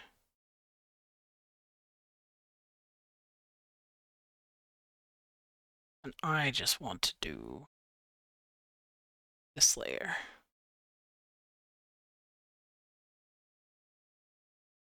Okay, so I need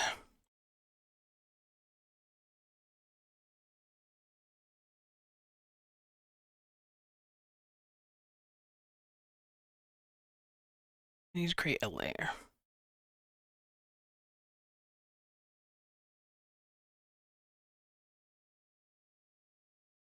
How do I do this? Can I just do it like this?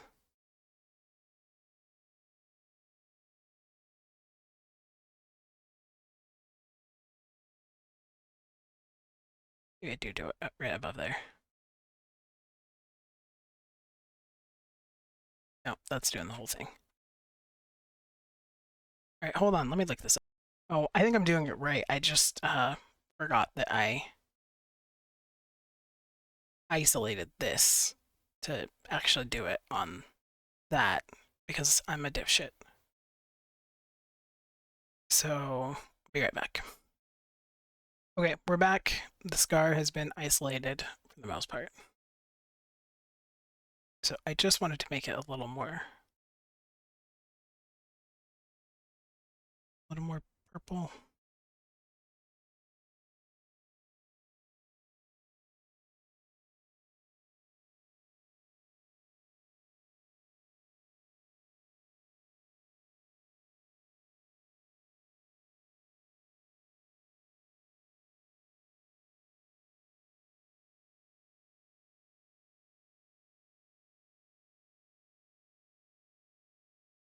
All right, let's see what it looks like.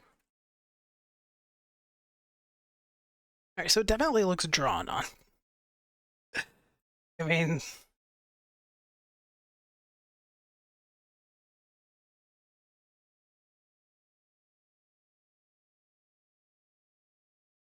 okay, so that's affecting that layer.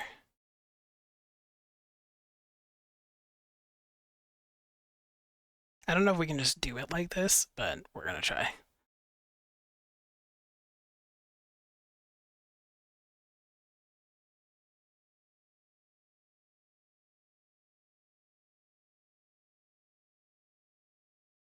Okay, I don't think that works. Sorry to show you guys all me not knowing what I'm doing, but all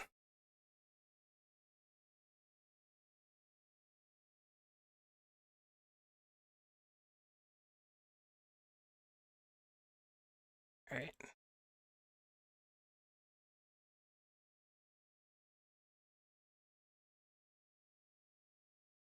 Why is that all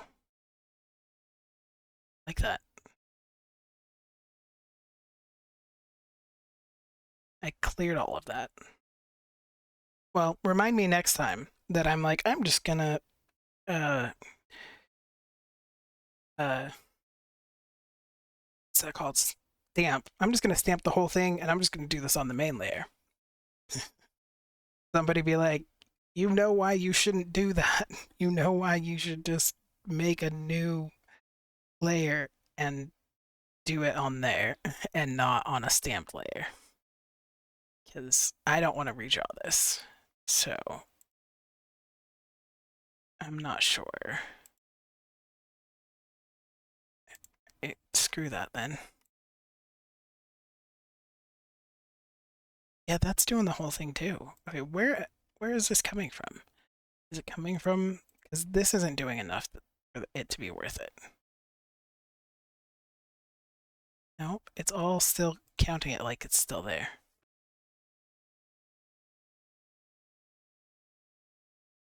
Because I just went and erased.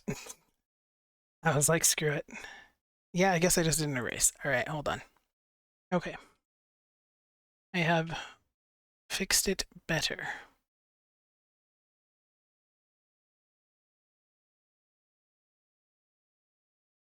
I think this is meant to be a lot bigger, I'm realizing. But one of the images I saw didn't do it at all. So if I do it, that's still better than not doing it, right?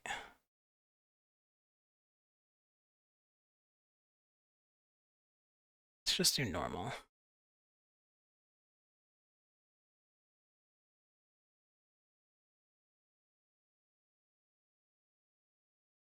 I do want this to be darker, though. Just want it to be a normal, like a natural darker.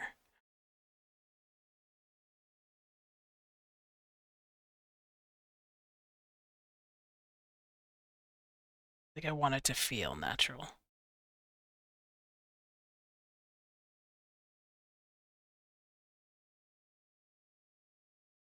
I think soft light is my... But then we're losing the details, right? Well, what if I do this? And then turn that back on.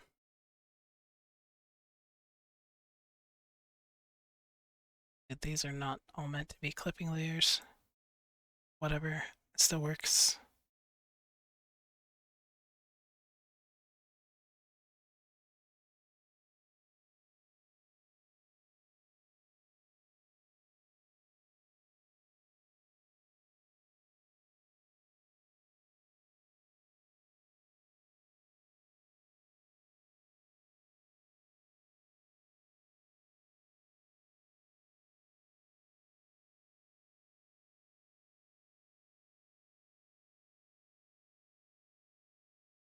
Okay, that looks like I did nothing. Like I just drew that.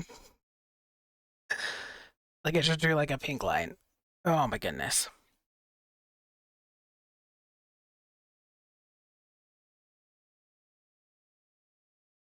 So tempted to do what the other person did and just not. I did this the other night and it worked out pretty well, but the scars were a lot different. They were a lot less fancy.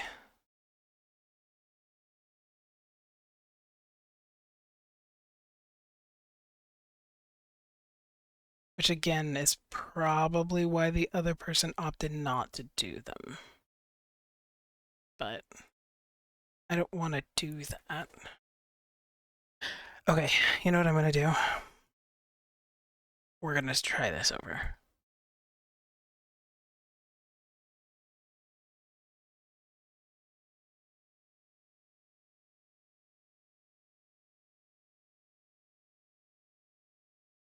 These in there.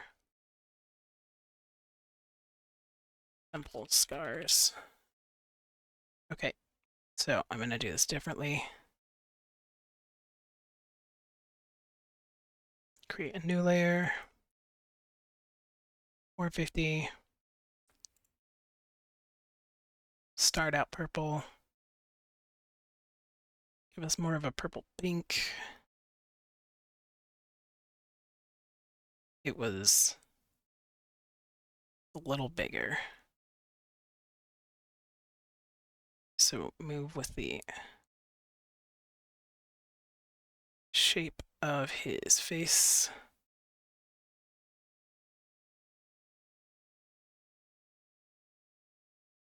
Bigger than that too.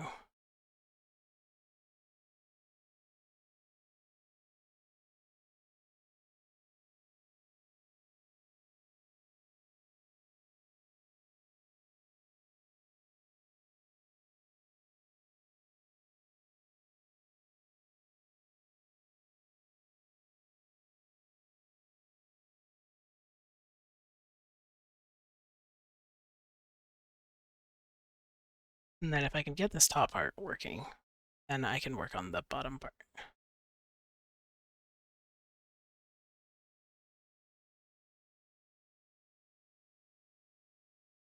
Now see, this is kind of what I did before, and I made it more pink than purple, but it will blend into his skin more. If I do it like this, and if I just try to guess, it might actually look somewhat natural. Maybe. We'll see if this one goes better.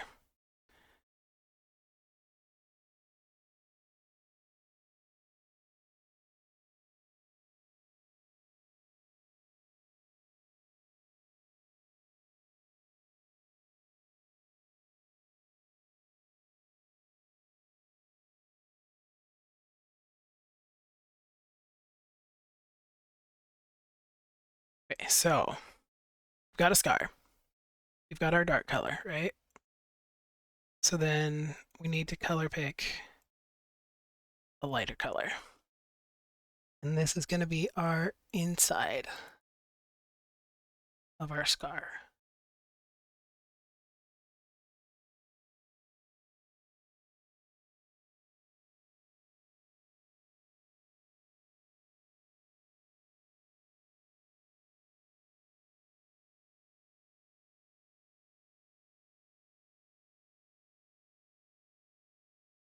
It shouldn't technically be the same color as the skin, but we're going with it.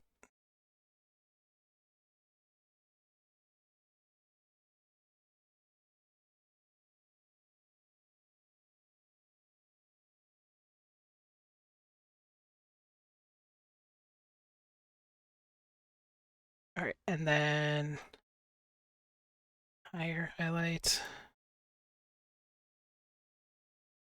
Let's do a new layer. Because I did both of those on the same layer. And go with the highlight sits on here.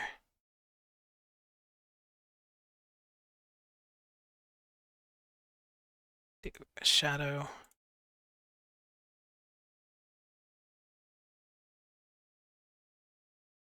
I mean, honestly, this is all mostly same color. All right, and then do smudge, blending.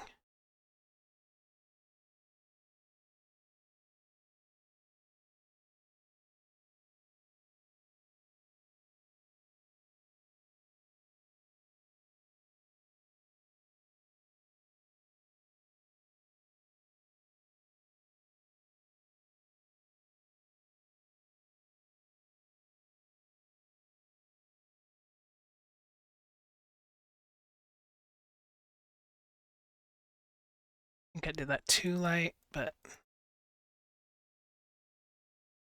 I'll smudge this bottom layer so that it's not quite nearly so straight line. So that's not how scars work or skin works.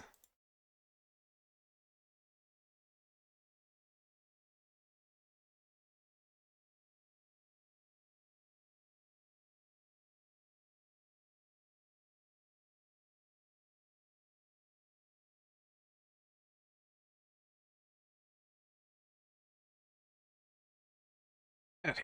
I blended that to oblivion, so I gotta do that more here.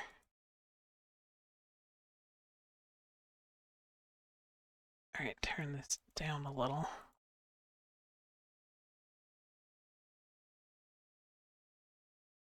Oh, hey, that's better. That's already better. Shame I didn't do that on the bottom half. That's actually significantly better than my first attempt. Now, does it still look drawn on? Yes, but does it look more like an actual scar? Also, yes. Especially if I turn this down a little.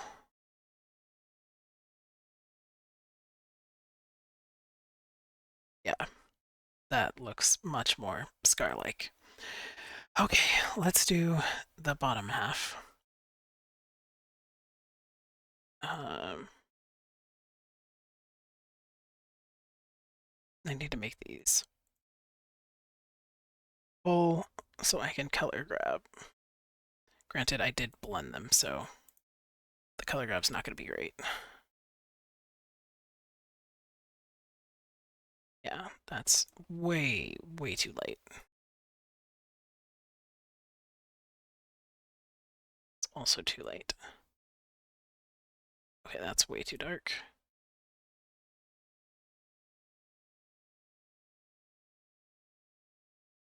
And part of that's just, again, because this part's in shadow, so...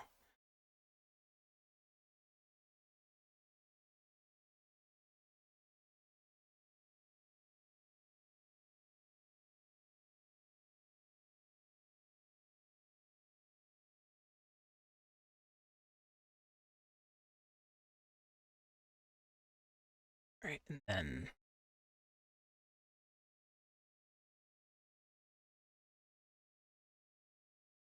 it's just a little bit darker. Actually, it worked out when I just made this inner part the same color as the skin, so we'll just do that.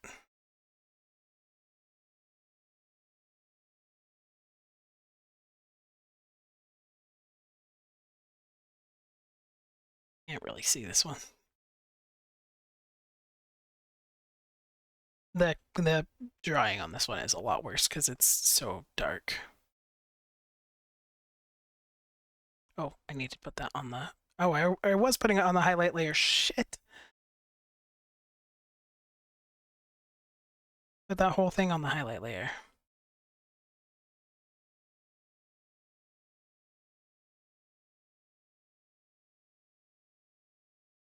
Okay. I'll be right back when I'm done with this.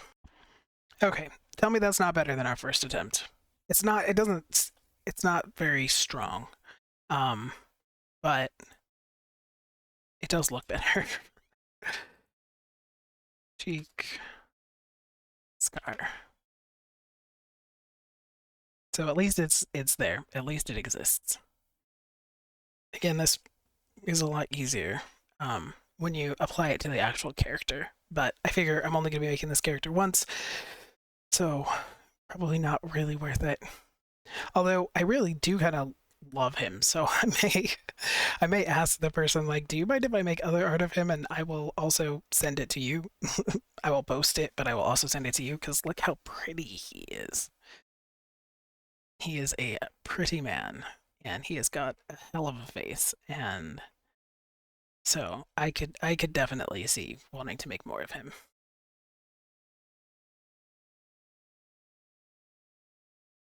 It kind of makes me want to redo this one, but I think I'm gonna not. I'm gonna make it a little less visible though.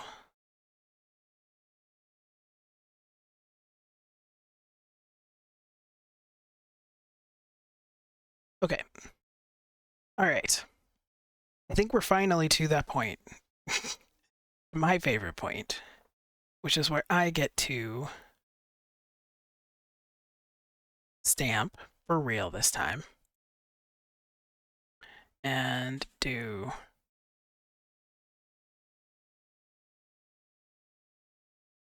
filter and do my camera raw filter. And I love, God, I love doing this. It's so much fun. So we're gonna increase this. We're gonna increase our clarity. I want it all the way up. Blue pretty high. Increase our texture. Our contrast. How much do we want our contrast up? And then our detail. Sharpening.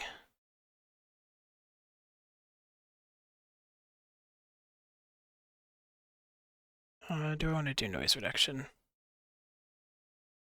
Sharpening and noise reduction are counter to each other, but okay. So that's the difference without it, with it.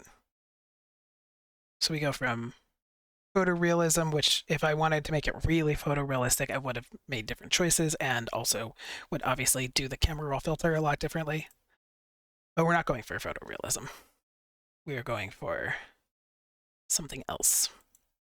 We're going to turn this down a little bit because it's a little intense, which I on purpose make it intense so that I can tone it down because you can't really tone it back up. Also, sorry, I have hiccups. I always get hiccups when I'm recording.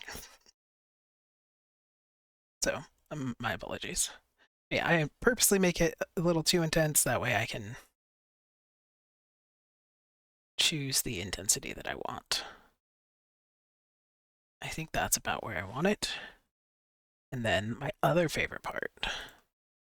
I love putting, this is basically like putting curves, but these are pre-made because ain't nobody got time for that.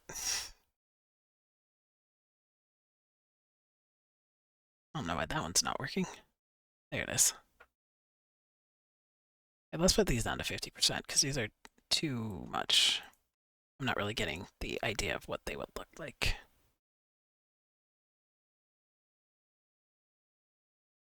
Usually I find like several that I like the look of, but right now I'm really not.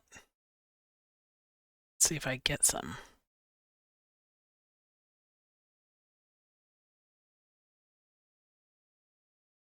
I usually really like Foggy Night.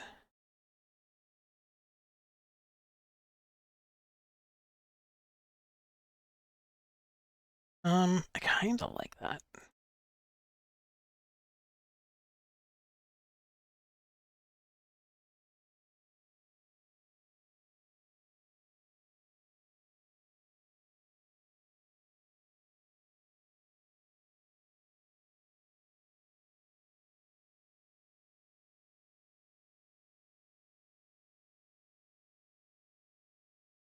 I kind of like that because that's kind of my vibe, but is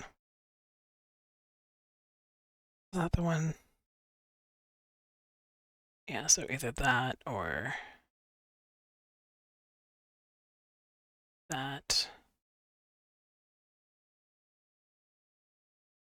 They both kind of just take away from this, though.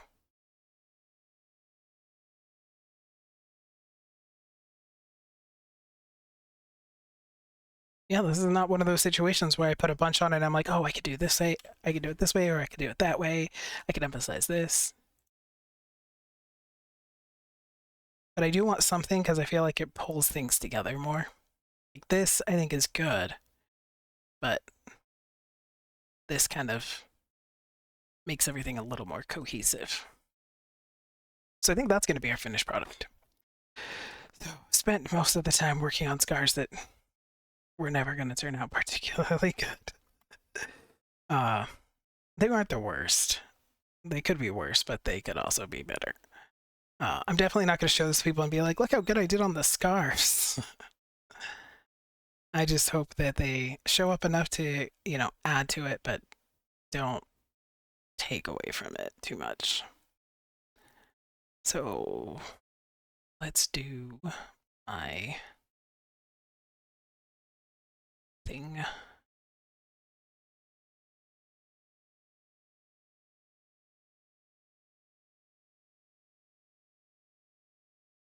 Do soft light.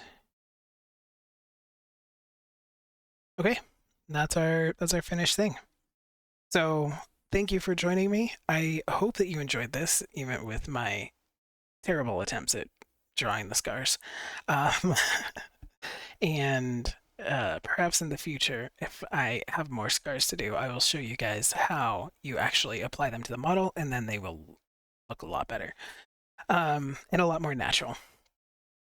And yeah, thank you so much for being here. Leave a like, leave a comment. Let me know what you thought. Let me know what you think I could do to improve it. But do it nicely because I am a creator and creators are sensitive about the things that we create. And we feel bad if you're not nice.